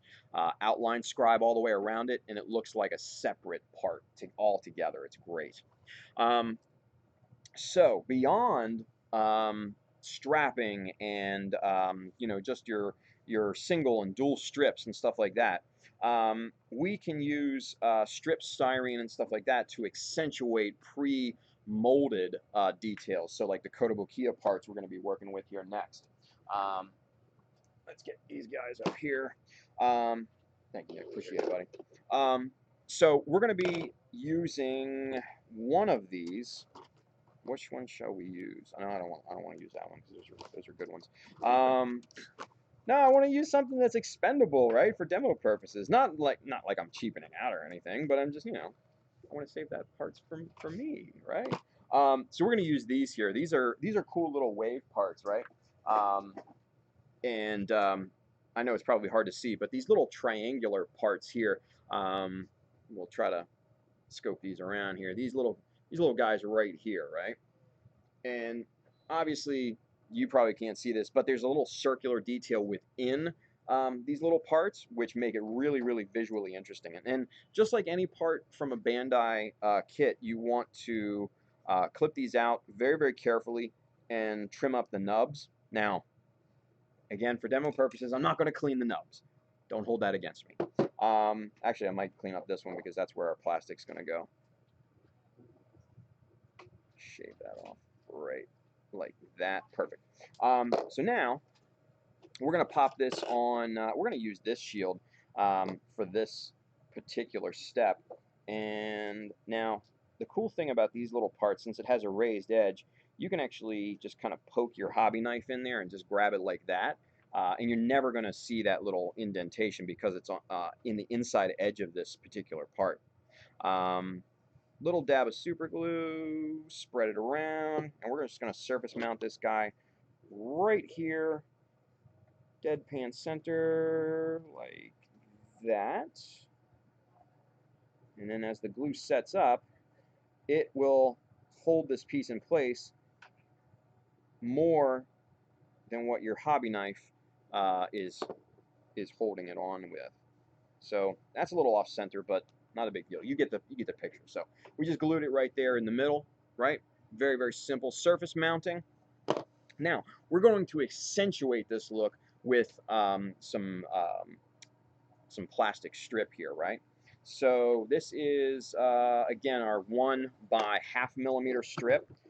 We're going to, it's all good. We're going to cut just a little bitty strip off of here, and we're going to hand bevel these corners just a little bit, just for visual interest, right? And basically, it just softens up the corners. You guys are not going to be able to see this, but just like the picket fence pieces, just cut the little corners off of here just to soften it up a bit, make it look a little bit more mechanical. And we're going to take this, apply a little bit of glue, just like that. And then we're going to pop this guy right underneath of that Kotobukiya part. And leave him in place. And again, this isn't the cleanest application, so keep that in mind. This is just more for demo purposes. So there you have that little, just that little accentuation strip just below it, right? Right, everybody? I should probably remove the Galactic Toys ad right there, shouldn't I? Everybody see that? Because that was last week. So everybody at home, this little strip right here, this little guy, you can use to accentuate these pre-molded parts. Now, I did this previously with these two little guys right here, these two little roundy parts here, glued on a little strip above those just for visual interest, right? So you can do this with pretty much any of these pre-molded parts. You can add strips, you know, just vertical strips like this. You can add strips to the side. You can stack pieces on tops of strips and stuff like that. So we're actually gonna do that next here with the strap that we just made on this shield here. So we're gonna dig back into our parts bin, and I like this one. This one's good. These little plates here. These little plates have these little cross indentations in it, right? You can kind of see those. No? Try to. You can't see anything, can you? You're blind. So these have really good visual interest. These actually kind of sell the illusion that something, whatever it is, underneath of this particular plate needs protecting, right? That this is a heavy thing, or it has weight, it has gravitas, right?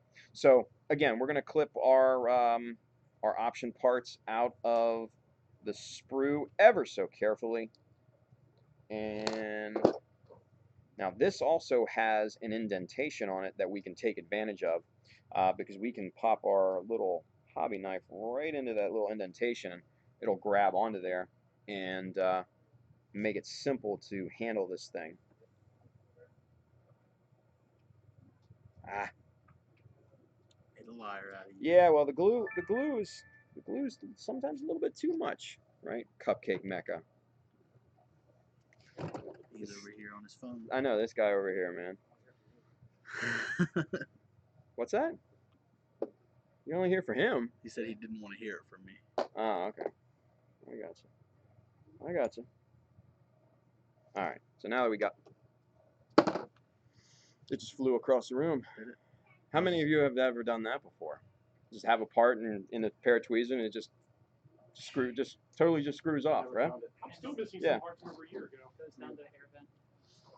I did it with the forehead camera. Take on two. The Musha. Did you really? Yeah, I got the That's foil. hilarious. I got the foil on it. Yeah. And I put it in the tweezers. I was getting ready to put it in the head, and it just flew across the room. I'm so glad I found it. You were lucky you found it. Yeah. Gio would have been giving you a hard time. All right. So now we're gonna be a little bit more careful with this guy. I'm actually gonna use the tweezers instead this time, in a smarter way. And we're just gonna pop a little bit of glue on here. Now we're gonna stack this on top of one of the straps that we did previously here, and you'll see kind of how this sells the look.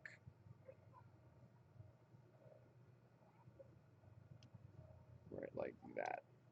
Again, alignment is terrible on this, but you kind of get the idea. So we just glued it right on top of this strap. We just stacked that little piece right on top of this strap just for more visual interest, right? So that's another thing that you can do with combining these little details and these little parts and stuff like that. So for those of you at home, we just tacked on this little guy right here on top of this pre-existing strap, right? Pretty clean, pretty simple, and you can do that with pretty much anything. We use these square, rectangular parts. You can use like these little round parts, these little triangular parts and things. Sky's the limit. It's all about imagination, how you kind of multiply and combine these things together, right? So let's start talking. What time is it getting to be? 2:49. Cool. Let's start talking about metal, especially these guys, right? I know a few of you were intrigued when I pulled out the sewing pins earlier, yeah? So the sewing pins are really, really interesting because you can get a lot of these for a very, very low price, right? You can go to your local craft store, your local sewing store, or whatever, and get one of these little sewing pins. Get a pack of these of like 250, 500 for a few bucks, right? And these make wonderful metal details. I'm sure you guys have seen, these, super finished builds with, the little metal kind of beads or the little metal balls and, little details. They actually make super, super tiny little ball bearings that you can kind of, push into, a pre-drilled hole and everything. I find it to be a waste because those can just fly off anywhere. You talk about hard to handle. That little piece that flew across the room here just a few seconds ago, those little ball bearings, forget about it. So that's why I like using pins. More importantly, the pin head, right? So the pin head is going to be our detail part, yeah? So actually, do I already have one? Yeah, I actually have this pre-drilled already in here. So what we do, and I'll kind of go through the steps here. With your digital caliper, measure the main shaft of the pin, right? This is 0.71 millimeter in thickness, in width, right? So we would want to find a corresponding drill bit, 0.71 or a little bit more, to make a hole in your part that goes all the way through, right? Unless it's a shield, which you don't want to go all the way through because then you see the other side. But for demo purposes, this is just an example. So your shaft hole goes all the way through, right? But if we were just to surface mount this pinhead would stick up and it would look very, very bad. And it wouldn't look realistic at all in any way, shape, or form. So what we do is we measure the width of the actual pinhead as well. That's 1.91 millimeters. So we would take 1.91 millimeter drill bit, or roundabout, and drill halfway down into the plastic, right? And what that's going to do is it's going to make basically a socket for this particular pinhead. So all you have to do, pop that in there, and there you go.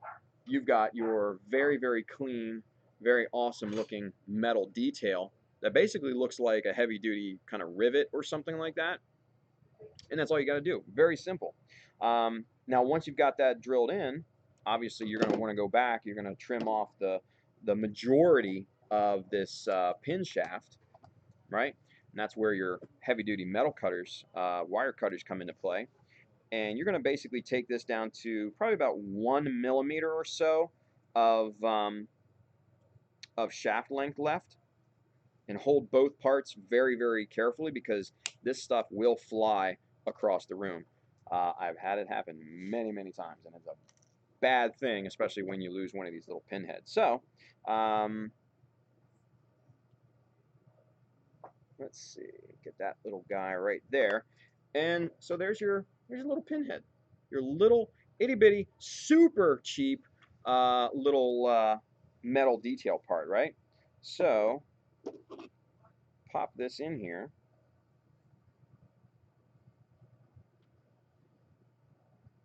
Very carefully, I might add. And now you have it mounted there. Flip to the back side, a little drop of super glue on the back will hold this thing permanently in place, just like that. Yeah?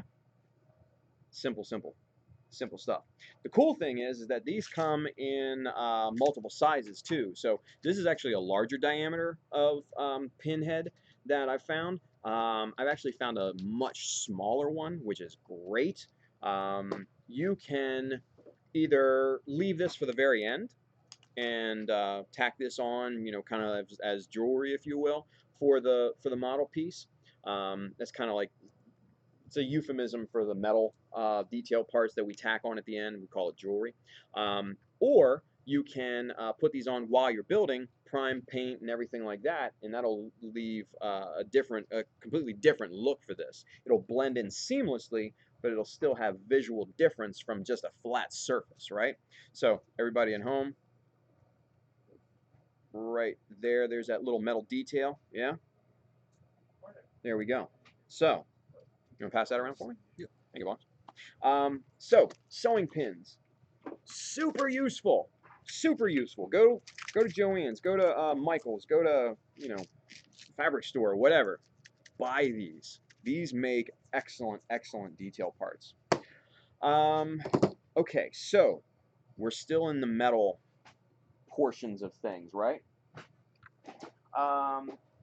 Metal option parts are becoming much, much more popular now, and there are a lot more companies that make metal option parts. One in particular, my favorite company, is Haiku Parts. They are a Japanese-based company. They make some of the finest metal option parts and decals, I might add, that you can get on the market right now. These, yeah. Go ahead. I was saying their caution decals are Oh, yeah. Their decals are the best in the business. Well, maybe not now. You know, they make things like rocket nozzles, right? And they make them in different sizes and shapes and stuff like that. They make little gun barrels and stuff like that, right?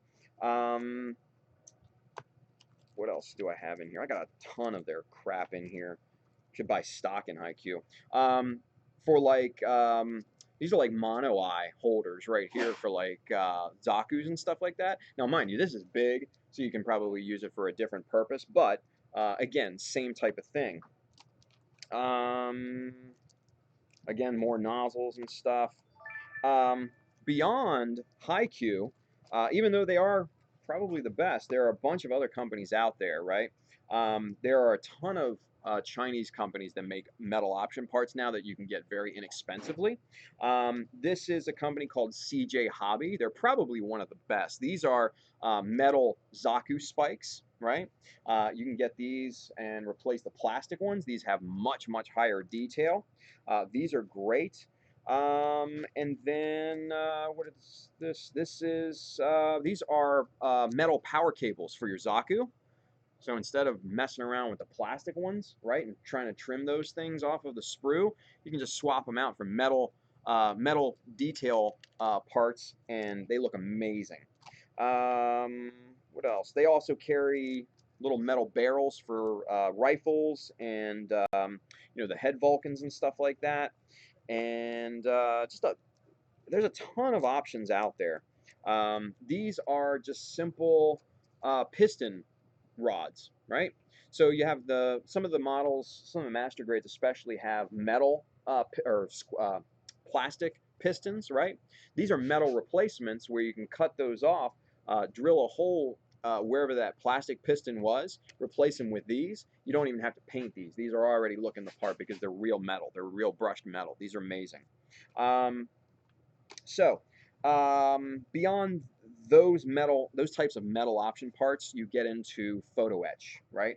Which you're getting into super, super detailed stuff and probably a little bit more advanced. Now, my particular favorite is the AW line. This is Steel Spirit. This is, again, a Chinese brand. For those of you guys playing at home, you guys know this. I don't have to tell you guys at home. But these guys make a serious variety of different parts. This particular sheet here is just little add-on winglets. So if you guys have ever seen the new version Ka, like on the chest here, it has those little, you know, small little winglets on the top of the chest. Now you can add these on to pretty much any model and recreate that kind of aesthetic, right? They've got, we were talking about before, like the little metal hooks, the little crane grab-ons. That's what these are. These are amazing. These come in a little sheet like this. For those of you guys at home, like that. You have to bend these at a 90-degree angle, and then you super glue these down onto your part, like your shoulders or something like that. And then these simulate those latch points for maintenance cranes and stuff like that. These here are similar, but they are a different design. These are more triangular in nature, right? And then you've got just little simple metal detail bits, these little rectangular things here that you just can tack on to a part to give it some visual appeal. And this one I actually use quite a lot. I use these on the Jesta. These are basically grab-on hooks.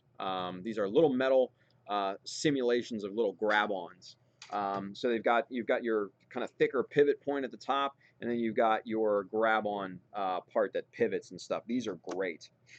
So Steel Spirit, Chinese company, really, really great. They also make these awesome vents that are individually louvered. All of these little parts you have to bend individually but they are amazing amount of detail. I'm gonna tell you that right now. So there's all that. There are companies called Adler's Nest, another Japanese company. These, shit, I'm gonna have to pass these around because there's no way you guys are gonna see these. These, you see, just a little, just a, see that little guy right there? Little flat minus mold. That's great. That's That's- too small. That's insanely small. I use these on the Hummingbird though. So for those of you guys at home, these are Adler's Nest little bolt heads, and I'll pass these around because there's no way you're going to be able to see these with me holding them. Chances are you probably won't even see them up close either. Pass those around for me if you would. But those are just another kind of use that you can get out of things. And then you get into super generic metal parts from like no-name companies, right? You can get, you know, a pack of these metal Zaku spikes for super cheap. You can get these metal thruster nozzles, again, super cheap. Metal barrels. These were basically for what is it? The unicorn. What is that called? The Magnum, the beam Magnum Oh yeah. on the unicorn. These are metal replacement nozzles or barrels for the beam Magnum from the unicorn, the Master Grade unicorn. And then you can get, you know, other different barrel replacement parts, all sorts of stuff, different shaped thruster nozzles and stuff. Just it's crazy the variety of metal parts that you can get, and these things are super simple in most cases to apply to your model as well. And I use these quite a lot. So like something like this is a great example. This is just a where are my tweezers? Where did the tweezers go? I lost my. There they are. I'm losing everything right now, guys. But these are just little metal round pieces. That's it. Just flat metal round pieces, right? They have a little metal shaft on the back end, probably about 1 millimeter in diameter. For those of you guys at home, just bring it in focus. There we go. Just these little guys right here. Yeah, so you can surface mount these. You can recess mount these. You can flush these into you know, plastic you know, strips and stuff like that, like you've applied. And these look amazing as well. You can paint over these, or you can leave them regular metal finish, right? Those are the types of options that you can get in these metal parts. It's really becoming pretty exciting to see what these companies are catering to our particular niche. Steel Spirit, which are the photo etch guys that I just showed you. They just recently here within the past year or so came out with an add-on set for the what is it, the Gundam stand. You haven't seen it where it looks like a landing platform? Yeah, Oh, you action mean base. the- Yeah, you mean who said it? Yeah, The thing that wraps around. And yeah. Yeah. It looks like it basically looks like netting and stuff around it. Yeah. So if you have like an action base, like one of the bigger ones, the octagonal ones, this particular company makes a set of add-on photo etch that you basically tack onto the perimeter of this thing. It looks like netting. It almost simulates the look of like an aircraft carrier or something like that, where they have the netting around the deck. It looks amazing. It really does. They've made photo etch like rolling stairs, you know, for like maintenance crews and stuff like that, and like 144 and 1/100 scale too. Yep. It's insane. This company is really good at what they do and then what they design, right? Now, beyond even metal, beyond scratch building your own details, then you kind of get into the mystic art of recycling parts, right? And greebles, as they say. This is kind of my little special bin of parts that I've basically taken from other models, and I take from this particular parts bin quite a lot. And you can actually there's nothing to say that you can't buy model kits simply for parts, because I do it all the time. I do it all the time. On the shelf right now is one of my favorites, the Briarland.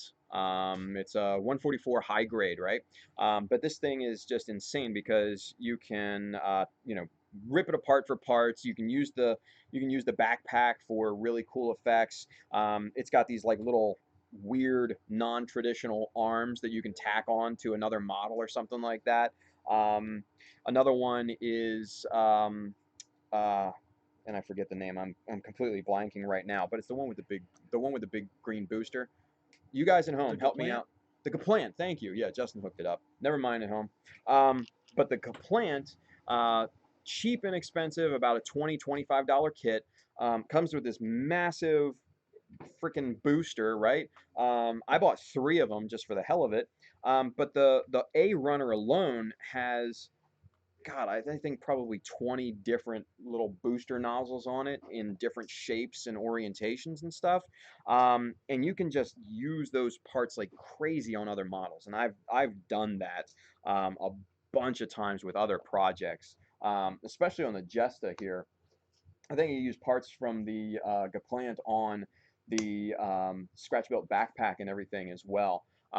So Greeblies, get a lot of them. Stock up on them. Buy kits for parts if you want, if you're really into it. Um, these right here, all these armor kits and everything are a gold mine for Greeblies. Like armor in particular, tanks in particular, the heavy trucks and transports and things. These kits are going to have just some of the most insanely nice greeblies that you can tack on to a kit. It's insane, especially like the wheels and stuff like that especially on a smaller scale tank, like a 1/72 style tank. You can get super crazy with. Um, some of the just the surface details on a tank, you can just kind of cut out and kind of just tack on to a Gundam, like on a backpack or the shoulders or something like that, or in the internals if you really want to detail those up. Um, Armor kits in particular, just worth their weight in gold. Spend the money on them. They are a little pricey, some of them, especially the 135th kits, especially the Tamiyas, but they're worth it. Trust me. How much was that Meng? That was It was like 135th. $60, Yeah. 60 or 70, but it also came with photo Well, edits yeah, but and that's Meng. I mean, that's like Yeah. you're talking I went top of the line. you're talking pretty good quality. Yeah, yeah, yeah, yeah. So sky's the limit when it comes to, simple details and getting into these things. We got that. Where's the Fetty shield? Do we know where the Fetty shield is? Oh, rock and roll. Cool. Let's get that back. Let's tack on some more stuff to it. Thanks, sir. Appreciate it. Let's start tacking on some more crap onto this thing and really kind of making it look like a freaking peacock over here. Let's get some metal parts. Let's play with some of these, right? Where's those big ones? Where are the big ones? Where are the big ones? Last one, of course. All right, so I'm going to show you how to attach one of these metal round circle parts, right? Super easy, super easy. Just like with the pins and stuff like that. All you have to do, get one of these guys out here, take your caliper, right? Measure the attachment shaft. In this case, they've done us a favor. It's exactly 1 millimeter. So that's going to make it very easy for us because where do I have it out here? Drill bits. There it is. So our smallest size in here in this drill index is exactly 1 millimeter. So that makes it very convenient. Now we need to get the right chuck into this thing.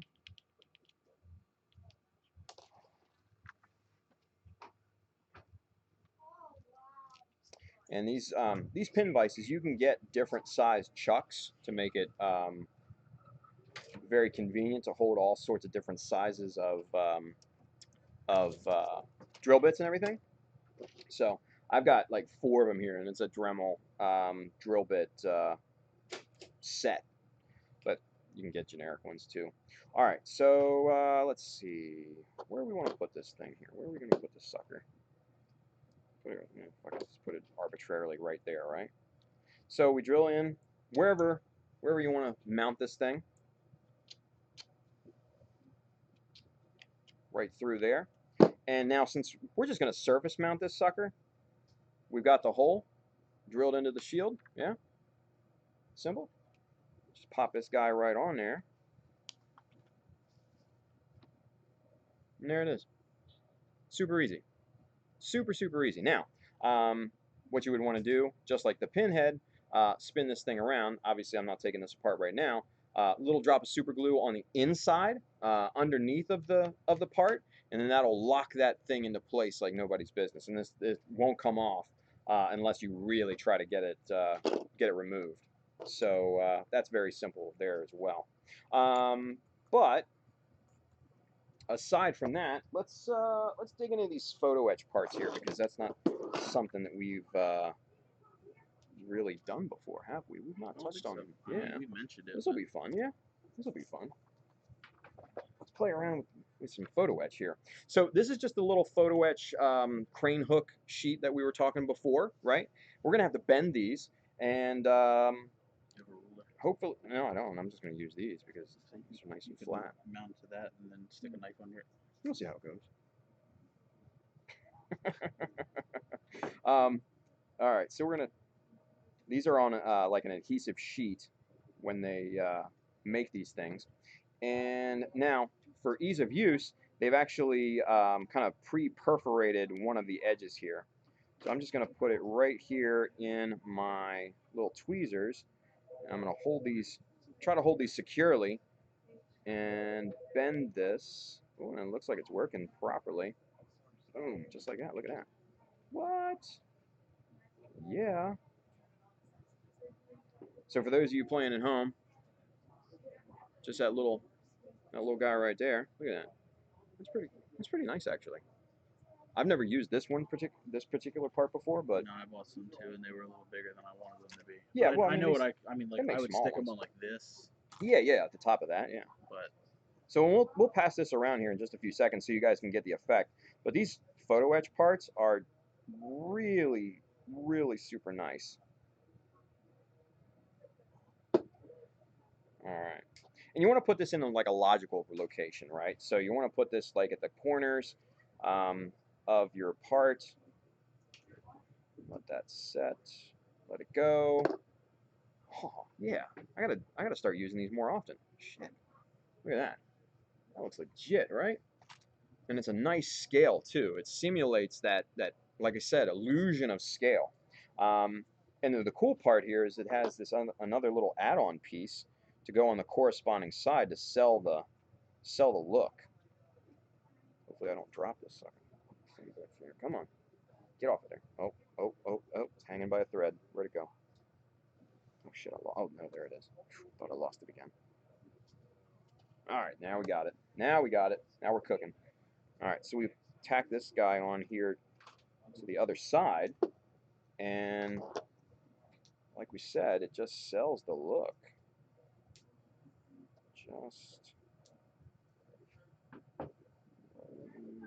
You got to be very careful with these, and you got to get the alignment just right. But I think we got it. Come on, get out of there. Oh yeah, it's not bad.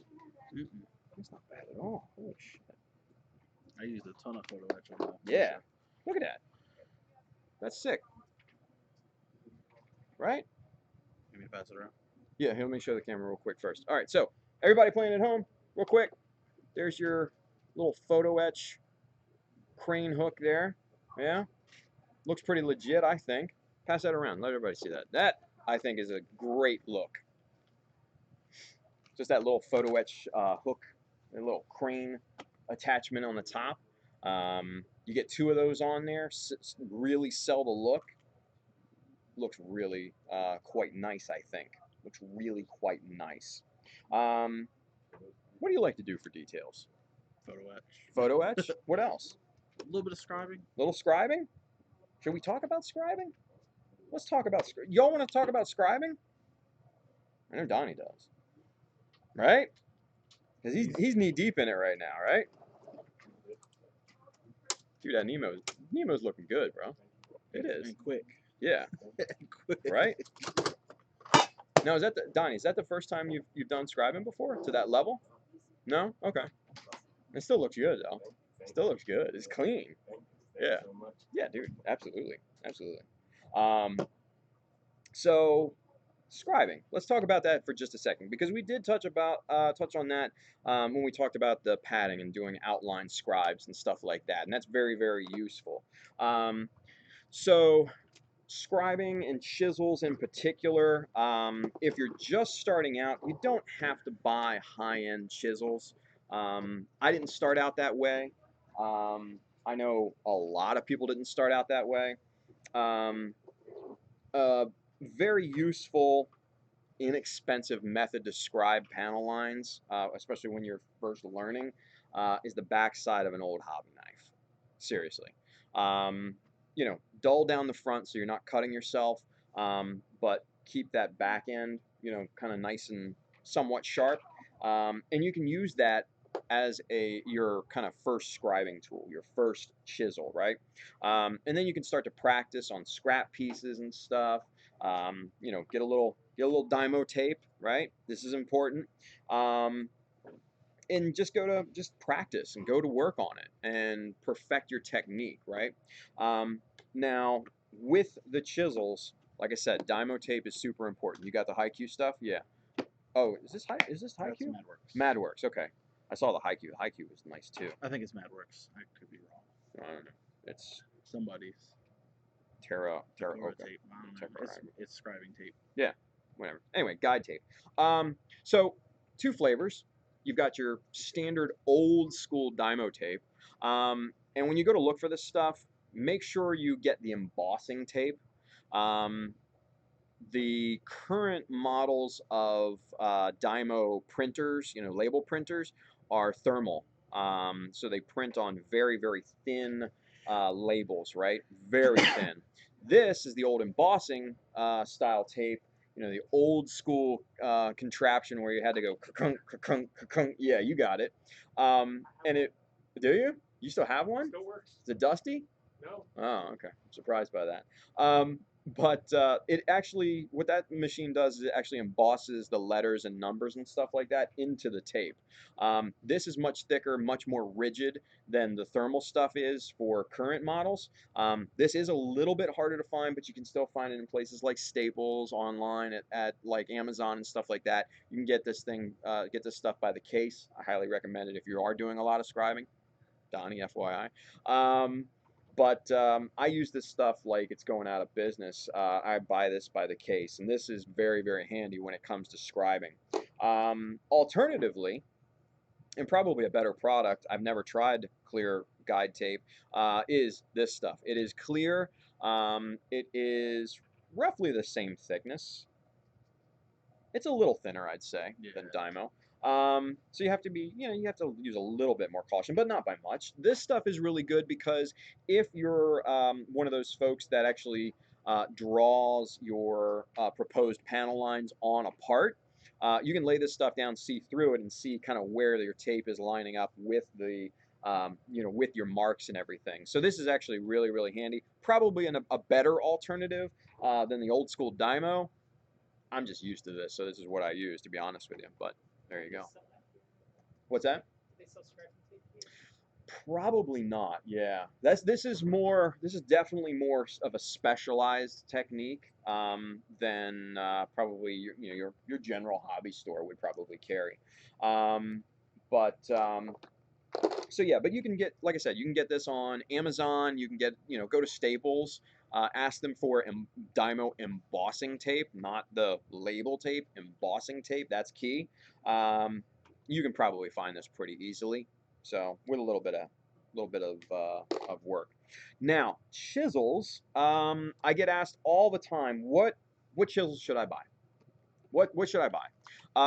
Again, buy what works for you, right? I use BMC.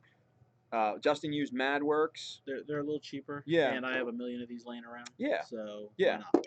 So basically, what you get for the cost of the chisel, I'll show you the differences between BMC and MadWorks. So when you go to buy a BMC chisel, this is what you get. This little tungsten carbide chisel tip with this steel body. When you buy a MadWorks, you get this blade, right, in different thicknesses, different widths. So for those of you guys at home, MadWorks over here, BMC here. This is what you're spending money on, guys. Now, with MadWorks, you need to have a holder to hold this blade in. And that's, you got to provide that on your own, or you got to buy a separate handle. I've seen with this, it has a little bit more of a holder, more of a shaft, right? For those of you guys at home, I've seen guys online try to, go straight arthritis and try to scribe like this. I didn't realize how small they were until our first class. Yeah, dude, don't do that. Buy the $4 holder to pop this guy in. Your hands will thank you. Trust me. I tried to go probably a year or two with just holding the little body of this thing, and then I got the handle, and I will never ever do that again. My fingers and my knuckles especially have thanked me time and time again for not going back on that. But in terms of starter set of chisels, let's talk about that for a second. When you're scribing lines and notches and things like that, you're going to want one chisel dedicated to panel lines, and then you're going to have other chisels dedicated to notches. And we talked about notches a little bit before, the recessed areas to simulate recessed latches. That's essentially what we're doing. And if you guys took a close look on this one, you kind of saw the notches in play right here in the middle of the shield, right? Those simulate latches. So, like I said, a lot of people ask me, what width should I buy? What's your top three? Me, for 1/100 scale, my top three would be 0.15 for your panel lines.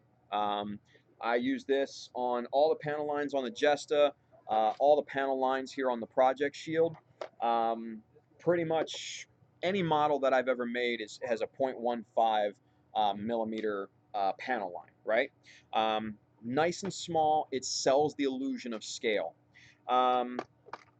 For panel lines, if you want to go, if you're doing primarily 144, I would step it down to a 0.10 because 0.15 panel lines on a 144 scale model, they're going to look a little weird. It's going to look a little too thick, right? What's that? I think the stop band by panel lines are 0.15.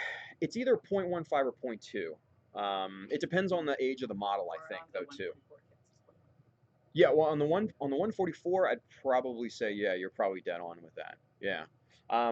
So, but again, we're going to try to clean up those panel lines. So if you're rescribing those, you're just going to have kind of like a small drop off on those panel lines, which are basically going to look, you're never going to see them once your piece is primed and painted and all that good stuff. So yeah, for 144, 0.10, this is you're going to be your panel lining.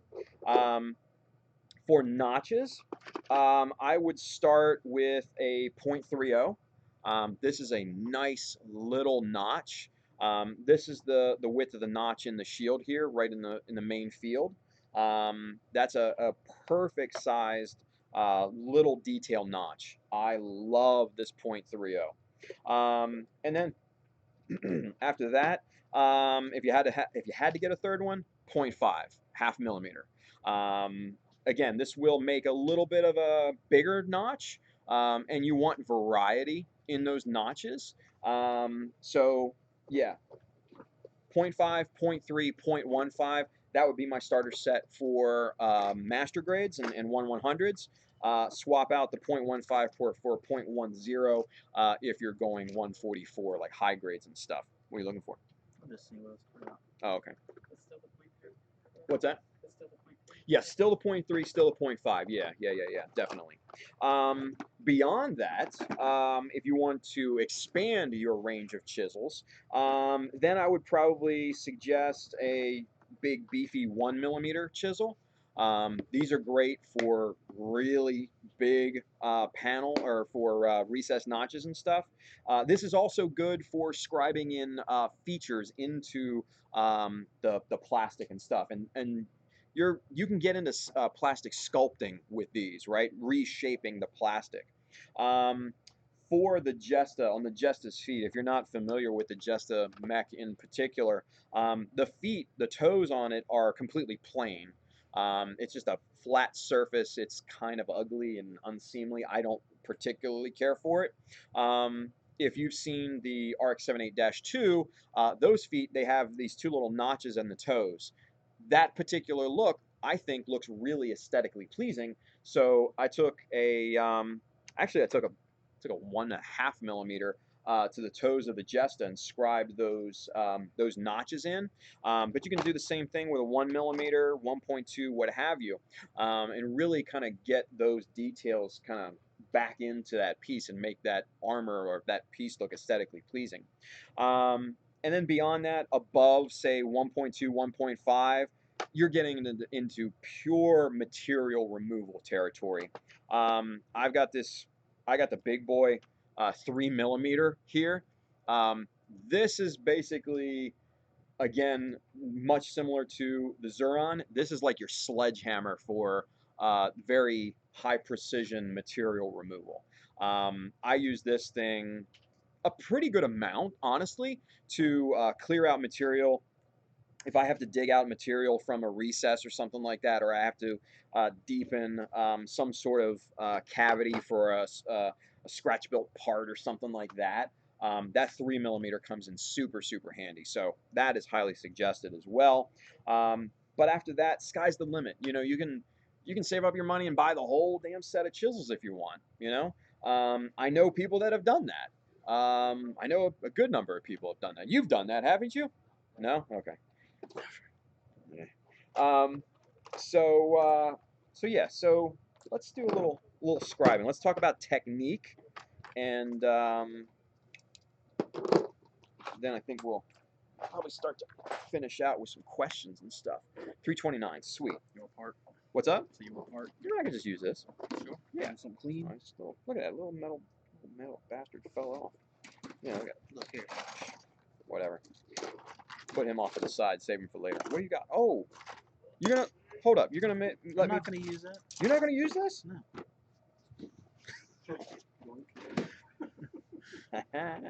You got the rest of it? Yeah, sure. Give me the rest. I'll take it. I love this shield, man. Get out of here with that. Giving me free parts. I'll take them all day. Come on now. Talking about Greeblies? That's a big old Greebly right there, ladies and gents. All right. So what we're gonna do is we're gonna take. It's like Santa Claus over here, man. This is great. You're seriously not gonna use that? No. I'm turning it into a different kit. All right, rock and roll. Don't need that. What's that? No, right? Just gotta whiten it up a little bit. Say ho ho for us. No. Come on. No?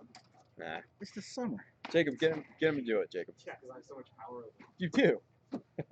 You have influence. All right. So we're gonna take this the strap that we applied here before. We're gonna outline scribe that here real quick.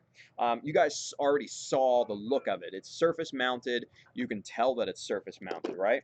But once we put the little outline scribe around it, you're gonna see the difference. It's gonna look like a separate piece, and it's gonna look like it's not surface mounted. Now, there's a certain technique to scribing. For those of you that have any familiarity with wood chisels, you know with that you push the chisel into the material, right? This is the exact opposite. You do not push a chisel into the plastic, you pull it against the plastic. So the chisel, if you look at it at a cross section, the chisel is angled down like this. The flat part is at the bottom, right? Whoa, that's cool. I got a drone flying around here, you guys. That's wild. It's pretty neat. Anyway, so the angled part goes down like this. The flat part is like this. You basically, trying to get for the camera, you pull you pull against the plastic, right? So watch what I do here. For outlines, you just basically ride the side of the part. Let the chisel do the work initially, because the chisel is going to be super sharp. And you just let it do the work, and then you start to get a groove into the plastic. And once you got that, then you can start to apply a little bit more pressure. And then you start to get a nice deep panel line. Now, I'm going to slap these guys on here because I'm blind. So now, there we go. So now, you can just take this thing and just start working all the way around this part, and it's going to look like a shadow, and it's going to look like this thing is basically tacked on as a separate component to the shield. And is that just with the panel line with the chisel? Yeah, yep. Because that's all you really want to do, because what you're trying to achieve here is you're trying to achieve part separation, right? And with the panel lining chisel, once this thing is primed and painted, the panel lining fluid, once you go and do that, that will catch in that panel line now, that outline panel, and it'll create even more of a shadow, like a pseudo shadow. So that's the intent that we're trying to achieve with outline scribing. We'll just do this top side here. Now, a couple things, just technique points. If you're right-handed like me, you want to scribe in a kind of counterclockwise orientation around the part. It just makes it easier. It's not like set in stone. It's just what I find, right? If you start going around in a counterclockwise way, it just makes scribing that much quicker, that much more efficient. If you're left-handed, go around in a clockwise orientation. All right. You want to be careful of glue, the glue squeeze out, because if that's on the edges of your part, it can really mess up the outline scribes pretty badly, and it'll look a mess. But we'll pass this around here in a second. You can kind of see the difference, because what I did is I outline scribed this top part, but left this part, this bottom part here, not scribed. So you can kind of compare the two. And you have to look really close and notice it, but you'll definitely see a difference in terms of shadow depth to the different parts.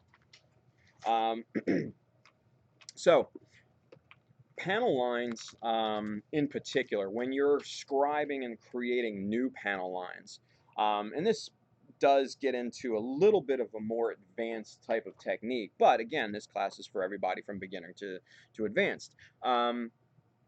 The hardest part when creating new panel lines is creating the design of panel lines, right?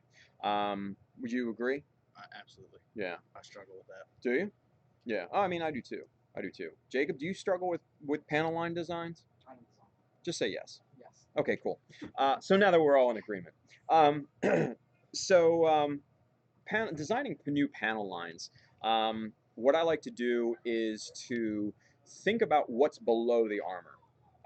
Think about the mechanisms and machinery and everything below it. And then think about how a maintenance person is going to need to remove that panel to get to those underlying mechanisms and machinery and things like that. Pistons, hydraulics, sensors, all that sort of stuff, right? And then you can start to formulate kind of a plan in your head on how to start to design these lines, right? So, for instance, on this project shield here, I just have very, very simple panel lines going straight down. It's just a box panel line orientation. Very, very simple. So basically the idea is that this shield is going to get beat up. It's going to get shot. It's going to get run into. It's going to get beam saber right up against it, right? So these panels, as far as I can conceptualize, need to be modular for, especially for budgetary purposes, right? Because even with today's military, you can imagine Xeons are probably on a budget, right? So they gotta pinch every penny. So each portion of this particular shield, in my mind, is going to be modular and replaceable at that point, right?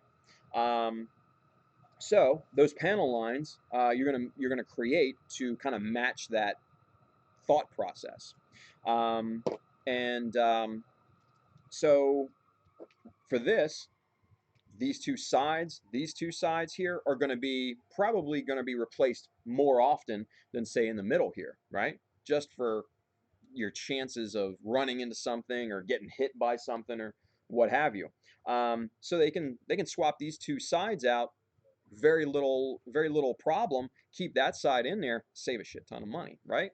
So um, that's that's part of the beginning of the thought process that you have to put into designing your own panel lines. Now, mind you, you don't have to go deep into the lore or theology or anything like that, like I do. But think about what's below that piece of armor, right? Um, so, referring back to the Jesta, especially on the visor, right? There's a nice big panel right down the middle of the visor.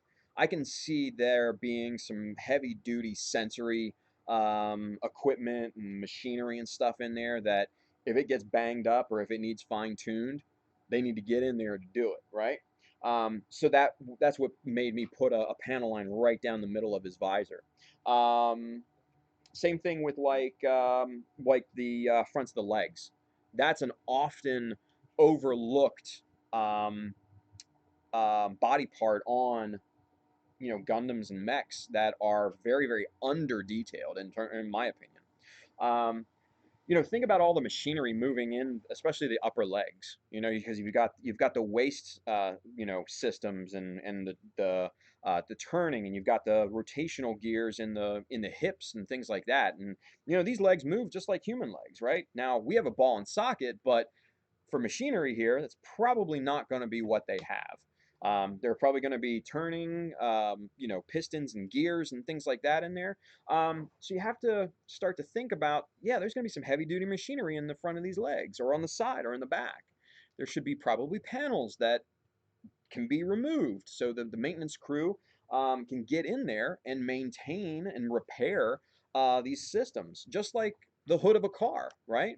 Um, the hood of your particular car is cut in such a way and formed in such a way that it can come up. A mechanic can get in there very, very easily to maintain the engine of your car. Same thing with the trunk, right? The trunk maximizes the space of your storage capacity in that area.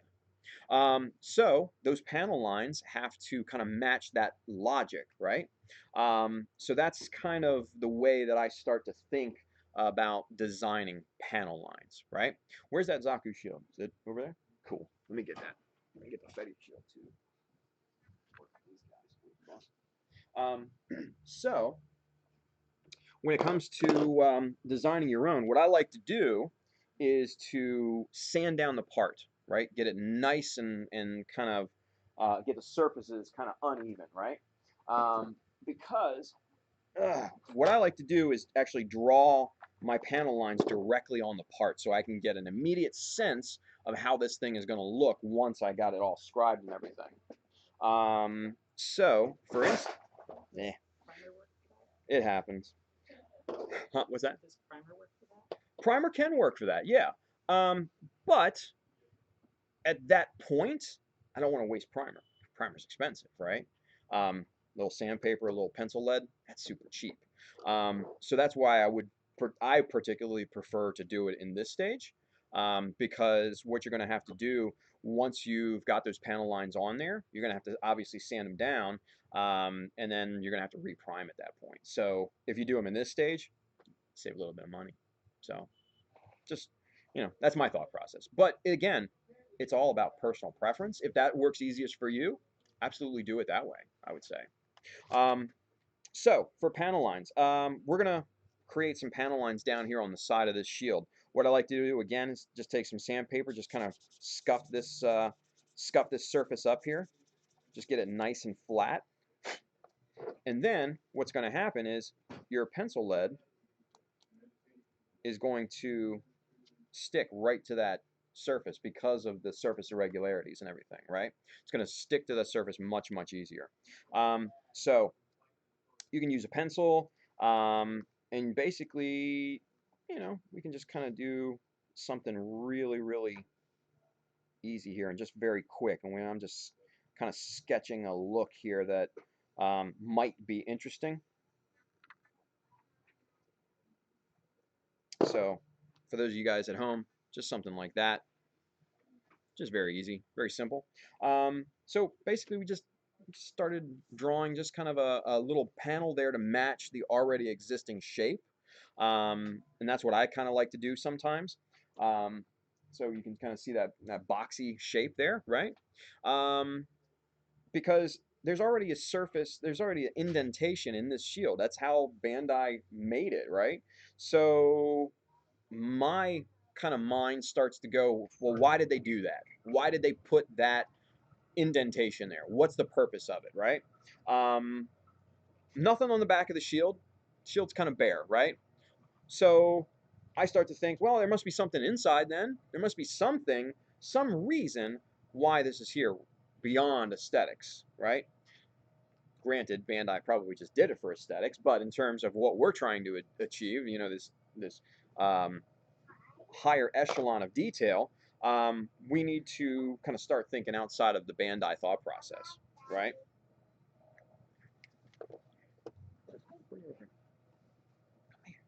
Bree, No. Bree, Bree, come here. She's going to play. Bree, come here. Come here. We have a wild Bree in the audience here, folks. Come here. Hey, come here. Where's your flamingo?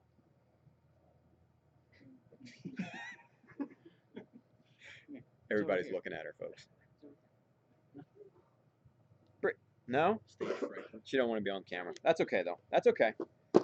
It happens to the best of us. Happens to the best of us. All right, so for this, I'm just going to basically, I'm just going to describe in 2 vertical lines to create this box. I'm not going to do this, whole design that I just did, because that's going to take, probably 10, 15 minutes to describe. I don't think you guys want to sit here with me just this type of thing. So 2 very, very quick panel lines. I'm going to use my T-square for this simply because it's readily available, but for those of you that want to really get into it, use some sort of guide tape, Dymo tape, something like that. It's going to leave you with a much, much better, cleaner look.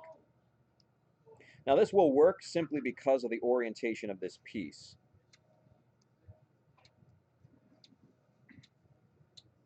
All right, getting those lines in there like that. Good.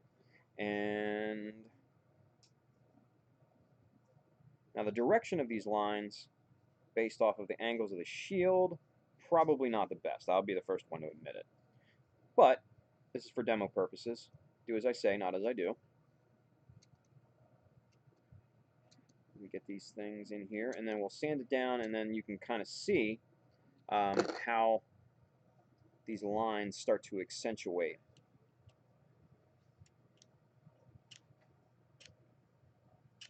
These a little deeper in here. All right, so we got the panel lines set in. Just a little sandpaper, just to smooth that surface down. And nothing beats an old toothbrush for getting plastic dust out of these lines.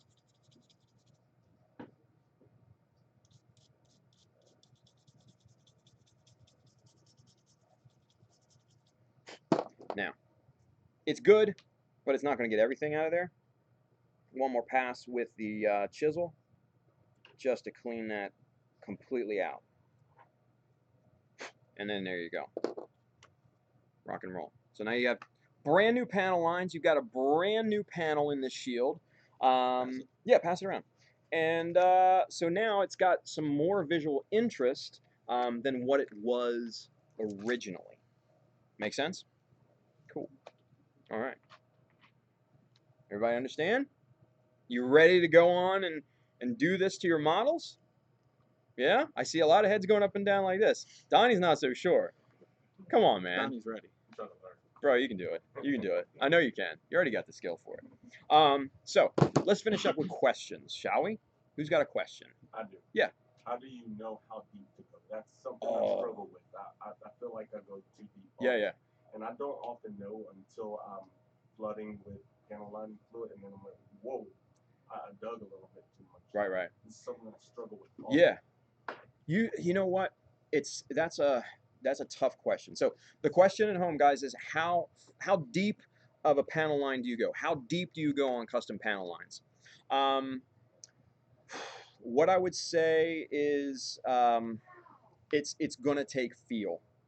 That's the best way I can describe it to you, because you can scratch the surface and think that you've literally just scratched the surface, but then, like you said, once you put that panel lining fluid in there, it looks like the Grand Canyon, right? Here, can you hand that to Donnie real quick? Show him the depth on those. That's yes. Yeah. So Exactly. that's basically what I'm thinking. Like, so if you're scribing into a stock part like this, most Bandai thickness of part is 1 millimeter. So no matter what part that you have, no matter where it is on the part, the depth and the width, the thickness of that particular part is usually 1 millimeter. If you go 1/4 millimeter down, which is a good amount, maybe 1/3 of a millimeter down, trust me, that's going to be plenty. Oh, really? Yeah. Oh, I'm Yeah. trying to go 50%. Oh shit, no.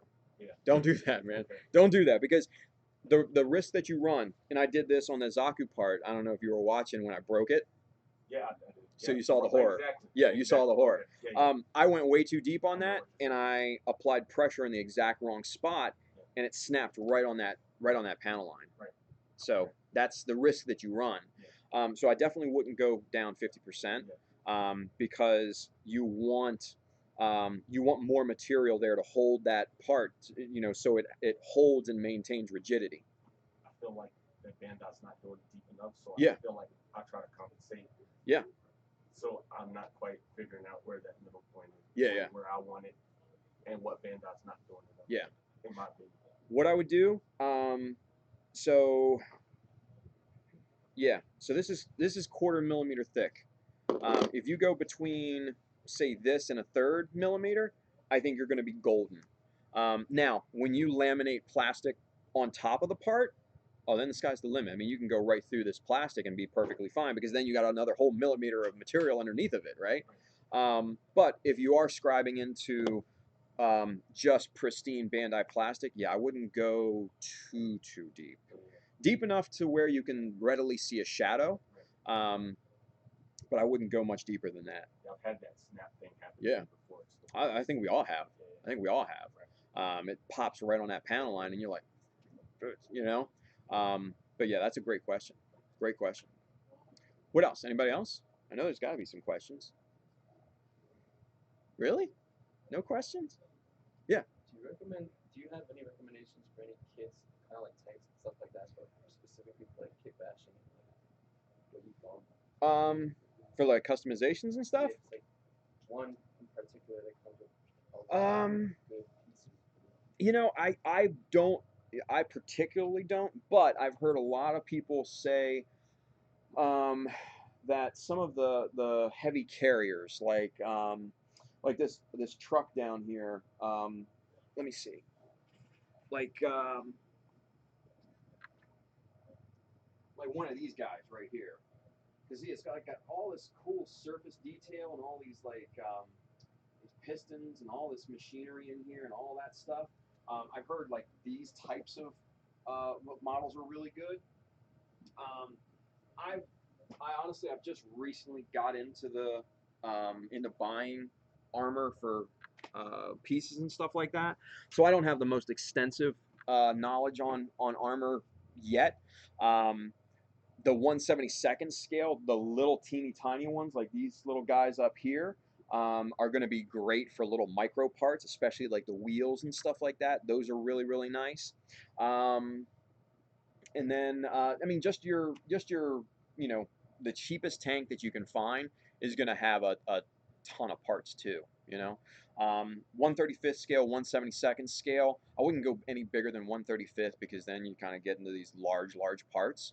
But yeah, I think pretty much any tank, any especially modern tanks, they're going to have a ton of surface details, ton of greeblies, a ton of internal parts that you can utilize. So yeah, anything modern, I don't think you can really go wrong with. But like I said, I have heard particularly good reviews, especially from some Starship modelers and stuff like Yeah, I that. heard people use a lot of like sci-fi, like 70s model kits, and they come with a lot of like really good pieces. Yeah. Well, the armor especially. There's a guy I follow online. I forget off the top of my head the account. But he swears by like the heavy trucks and stuff like that. And this guy's scratch building like a 4 foot starship of his own design, and it's insane. But yeah, I mean anything modern, I think you should be perfectly fine, and I think you should have a jackpot of Greeblies. So great question, Donnie. You had something? I do have another question. Bumpers. Yeah. The little nibs, shoulders. Yeah. The little, how do you what got you at where to place them? That's a great question too. So the question, guys, for at home, how what what's the thought process in placing like the bumper strips and stuff? Um, do it again, feel, um, but you also have to inject a little bit of logic in it too. Think about the parts that are going to get banged up the most, right? So, for instance, the top edge of the shield. That's the most prominent part on a Zaku that's going to get, dinged up, right? He runs into, a maintenance bay or, whatever. He gets, you know, chopped in the shield with a beam saber. He gets shot up with a bazooka or something like that, or he you know bumps into a mobile pod ball or something like that. Anything can happen, right? So you want to think about your logical collision points, right? So especially like on the shield and stuff like that, on the Zaku, on the shoulders, on the legs especially, the feet especially. Um, I'd probably start thinking about places like on the forearm, the bottom of the forearms, because you're gonna, you know, fighting. You're gonna, yeah, yeah, because you got to think too. When that arm is down, it can collide with the body of the mobile suit too. So, yeah, and a lot of connection points for shields are going to be on the other underside of your forearm. So, again, a logical collision point. So, yeah, just part of this is aesthetic, part of this is logic, right? You do have to find that balance. Because if you go pure logic, it's not going to be interesting looking. If you go pure aesthetic, it's going to look like crap and it's not going to make sense. But if you have a nice balance of both, then people are going to really want to look at that model. I second guess myself too much, I think. Dude, we all do. Yeah. We all do. Even I do. I mean, and you saw this is a perfect example right here, right? For those of you that don't watch my live stream, this shield looked very very differently up until about a week and a half ago. I had these big thick picket fence looking strips on here, these thick 1 millimeter strips on here that I was gonna find something and some way to deal with them.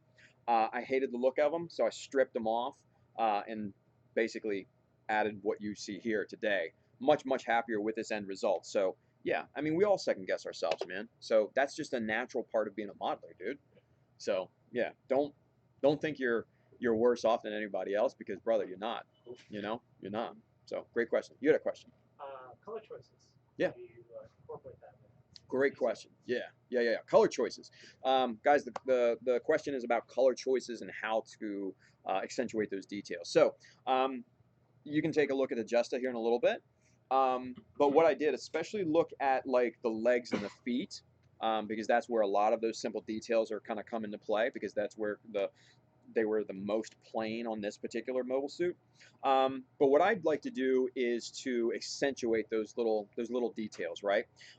So like the bumper guards, I would probably leave the same color as the base, but these stack details up at the top, I'd accentuate those and do those in a contrasting color, probably like a mechanical color, like a gray or some other kind of steel color like that to really make it visually pop. Now for like the strap details and stuff like that, you can actually shade down your base color and do it like just a shade lighter or maybe even a shade darker just to give a kind of a visual difference. If you guys have seen the Sazabi Verka Master Grade, that particular kit has got what 7 shades of red in it or something stupid like that. Yes, that's 5, a lot. 7. Five, I Yeah. think.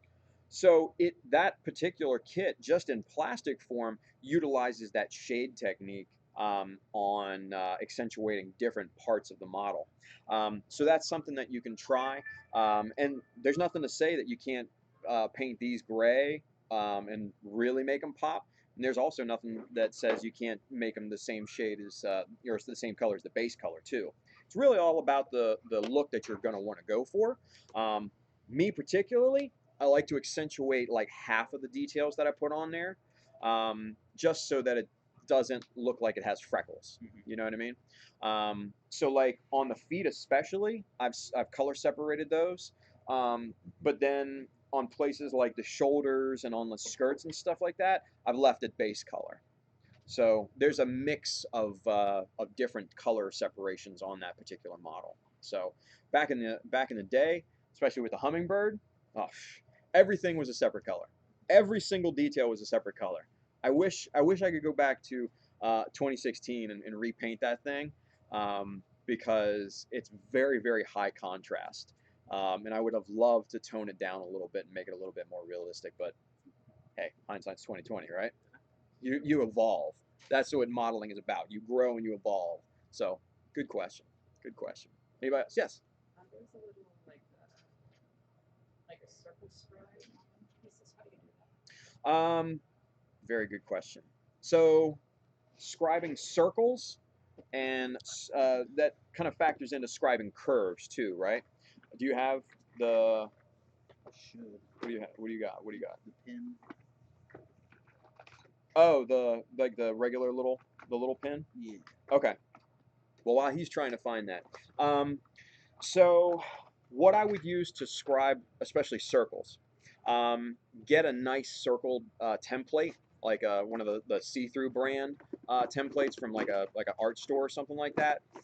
They go down pretty small, and start with like a pin like this, or just like a generalized scriber. And I don't know if I brought mine today. No, I didn't. A generalized scriber is basically just like a tungsten carbide tip that is it's just a basically a pinpoint. Scribe that into the circle first and get that trough going in there, and then you can go back if you want to with your normal chisel, and then just basically flatten that panel line out really nicely, and then it'll catch the panel lining fluid, just like any other panel line. Now, to extend off of that, curving with surfaces, curved surfaces in particular. So, like anybody who's ever built a Zaku, trying to scribe on the lower legs and the upper legs and stuff, and especially the head, is an absolute nightmare, because scribing on a curved surface can be very tricky, especially with this stuff. What I like to do is to cut this down into much thinner strips, like 2 mm, because this starts off at 9 mm right here. If you put this whole width on a surface, you're going to have more than half of this just flailing around in the air, which you can catch it with your finger very easily, and it'll just generally come off by itself, simply because of the imbalance in the weight.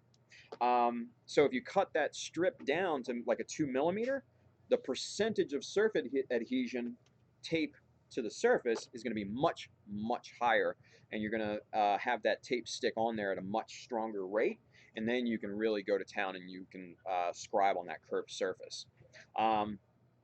Extend that even more, actually scribing curves, either into a flat surface or a curved surface. Start with that circle template, maybe some French curves or something like that, and follow that contour. Use that as your scribing template, and you'll be good to go. So that's a very good question. Very good question. What else?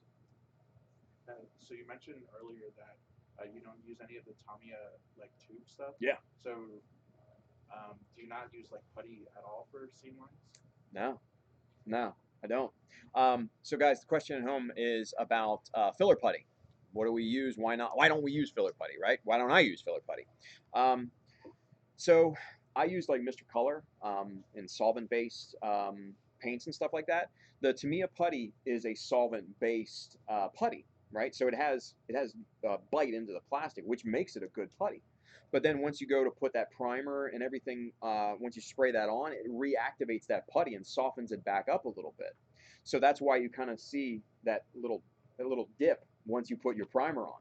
It could look perfectly fine before that, but once that primer and that solvent in that primer starts to reactivate that putty, starts to sink down just a little bit. So that's kind of the one thing that made me rethink the use of putty. And then one day I'm just like, I'm looking at this, I'm like, why can't I use this to fill this little gap here? I mean, it makes sense, right? I did that, and since that point, I've never looked back. Super glue is wonderful as a filler, especially for little minor surface imperfections. And if you guys were eagle-eyed and looked really closely on some of the shields, especially the darker red one, you can see how I filled this in with a lot of super glue on this thing. There are surface scratches. There are gaps between the plastic sheet and everything, and all of that is filled with super glue because yeah, it's just that amazing. Not only is it an adhesive and it will stick without question to that piece. Like I said before, the density once it's fully cured, I mean it's just like Bandai plastic at that point. So yeah, it just seems to work wonders. So yeah, dude, try it out. Yeah, save money too. I mean, this little thing was what, like, oh, there's that little part. Look at that little part that little part that flew off that we lost earlier is right there. Go figure, right? But no, $3.99 for this little bottle, and that'll last you probably a pretty long time, right? Same thing with the Loctite, very inexpensive. What's the cost on a tube of putty? Like $7, something like that. It can be Mind you, yeah. it'll probably last you a long time too, but hell, chances are that putty will probably dry out before you use it all, So it's all about what works for you, right? So, anybody else? Questions? Now's the time. No? Yes. How do you fix like the channel line that you sometimes have on the sides of kits like this? Yeah. How do you turn that into like a feature and not just like something you try to fill? It's okay. You can pick it up. It took me all day. So you're talking about the actual part separation. How do you turn that into like a feature? Turning a seam into a panel line. Okay. Is that okay? So that's a really good question. One thing that you can do, use your hobby knife and bevel one side of that seam. And what that's going to start to do is it's going to start to make that trough, that we were talking about before. And then once you got that started, you can squeeze that part nice and tight. You've got that flat edge as your guide, and then you can kind of go back with a chisel and just deepen and flatten that new panel line out. So yeah, I've done that plenty of times before. It works wonders. So Just came out with their Donmo tool. It's yeah. Specifically for doing that. Yeah, that's a bit expensive though. It's like what, $40? something just- 35, 40 bucks, something Yeah, like that. I just put a piece of plastic against it. Yeah, And yeah. I mean, you can makeshift all sorts of different ways, but yeah, the way that I find the easiest is just to bevel that side. Just scrape it down with your panel, with your hobby knife, and then go to town with the chisel afterwards. So that was a really good question. Really good question. There was somebody else who had a yes, sir. Any random like weathering techniques that you can just throw out real quick that you think we don't know of? Kind of like I've heard of like salt techniques and things. Yeah, yeah. Maybe more advanced things. I'll be honest with you. I'm not the biggest person when it comes to weathering, but the weathering here on this Jesta, I've been told is, I guess, rather good. I mean, that Italian guy seemed to like it, right? At Nova, right? You're a little Italian guy, right? Who else? Nobody else? You were there. You remember the little Italian guy that taught the class? Or no, he was a little Spanish guy. it was. You were thinking. No, he was from Spain. He's an actually Spanish guy. No, he's from Spain. Shut up. Don't do Nick, that to me. It was you, me, and Nick. Yeah. I think he was there. Okay. But yeah, so this little this short dude, right? Probably my size because I'm short. You're just gonna insult the man. No. How dare you? I'm short too. You are kind of short. I am very short. I'm a hobbit. But so this guy who taught a class at the Nova IPMS, great dude. He's written a book that's been published by MIG, and he's like the weathering guy for, I guess, for all intents and purposes. And he came by and he complimented the weathering on the Jest. I was just like, shit, I thought it wasn't all that great, right? But he seemed to like it. So the weathering on this is super easy. Tamiya makes a weather master set, which is basically like a little. It looks like a little makeup compact. You guys have those here, yeah. So what they are is they're just three little trays of kind of. It's a pigment, but it's not powdery. No. It's got some moisture got to it. something in Yeah, like alcohol or oil or something like that. So it helps it stick to the surface, right? And each one, it comes with a little brush. One side is a foam applicator, one side is a traditional brush applicator. What I did was I took the set, the D set in particular. That set has this color that's really amazing called oil stain. It's this kind of like dark brown, kind of muddy looking color. And I just applied that completely to every surface of this model, especially around the edges, so that it would catch. And for some reason, it just looks really, really good in my opinion, and that's all I did. On the darker, like on the gray parts and some of the internals, especially like the gun, I took another color, which was soot, which is basically black, and just kind of, edge highlighted that. And yeah, that's realistically all I did in terms of weathering to that kit. I I thought it came out good, but this, little the little guy that was teaching the class thought it came out really good. So I was very flattered to hear him say that, because the book that he's put out, we were looking at it at Nova IPMS, and this guy is insanely good. Um, these things look realistic, and he didn't even some of these models that he weathered weren't even particularly difficult in technique, but the way he applied technique was just insane. Yeah, you get really creative with it. Like, Yeah. Cinnamon and all kinds of other Yeah. weird things. Yeah, the cinnamon thing, that I saw that. I didn't know about that until the tested. Yeah, until the tested video, Oh, yeah. where they That's were. what I saw it for. Yeah, where they were weathering that, what is that, battleship Yamato or spaceship Maya, yeah, that one. I'm not doing into that anime, but yeah, they used cinnamon, actual cinnamon powder, as kind of like a textural element, and it was pretty interesting, because cinnamon is ground so fine, that yeah, they put some, sprayed paint on it, the color of cinnamon, and then they just kind of dusted it on there, and it looked legit. Really looked good. So yeah, so there's that. There's the salt technique that you had talked about before. Brush chipping. I've done that, before. It's hit or miss for me because I'm not really that good at it.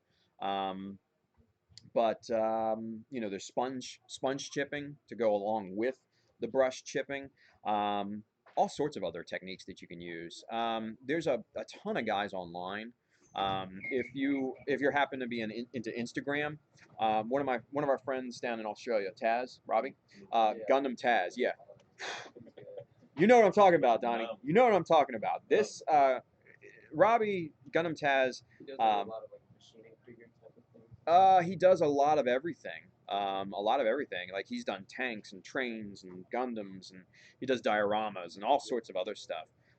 He's just insanely good at weathering, and he uses all sorts of different techniques. You know, oil spotting and all sorts of other stuff.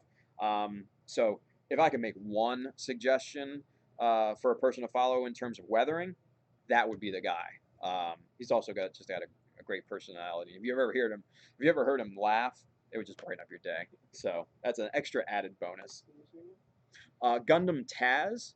What is it? There's a number. TAS Yeah, 77. I think. 77. Yeah. Yeah. Yeah. Robbie. He's good. He's really really good. But up until recently, I've focused mainly on clean builds. Yeah, I usually either choose weather or Yeah. I haven't done two just Yeah, yet. yeah. Like my last build, the Ozymandias, I mean, that was heavily chipped, and it was my first time doing it, and it looked like it had freckles all over the place. It looked like it had freckles. It looked okay. It could have been better. This one is definitely kind of like the first hybrid between weathering and clean. I wanted it to be dirty, but not beaten. You know what I mean? So I think it looks okay. Yeah, yeah, yeah. It is a fine line. It is a fine line. So, but with the Musha up here, that's Justin's. That's super clean, and that's an aesthetic all to itself. And that is actually a harder look to pull off than weathering, because there's no place to hide. You know, if you make a mistake, you can't hide it. There's no hiding at all. And that's kind of why I gravitated toward clean builds initially. But I can start to see the appreciation of weathering and stuff like that, because it does add a sense of realism.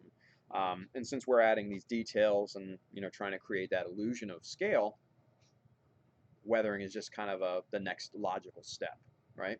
So, yes. I kind of asked this, but I wasn't getting really curious. Sure. Since you're relatively local, do you know like any good Gundam meetups or anything, or is it Maryland Gundam Club. We have a meetup in Bel Air at Bel Air Games, and then one at Third Eye Games in Annapolis. Yeah. Thursday nights in Annapolis, Monday nights at Bel Air Games. Yeah. Adam is the man here. He runs the Maryland Gundam Facebook group.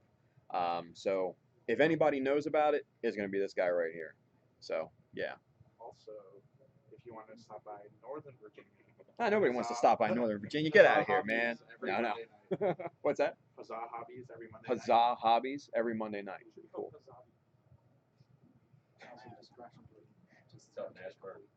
What? Yeah. That's what Jacob does, right? Yeah. And Thomas. No, well, Thomas. No. Just show up. Yeah, just hey, everybody at home, just show up at Justin's house. He's got room. Don't worry about it. Yeah. Just a little bit. Good stuff. Great question. Anybody else? No? Really? All right, cool. Well, we're gonna hang out afterwards. So if you guys got questions, man, we're here. We're gonna be hanging out. So, all right. So with that being said, if there's no more questions, you guys, this is where we end, and this is where we hang out for everybody. So, you guys at home, I'm gonna be back on Monday. See you guys then. Take care, everybody.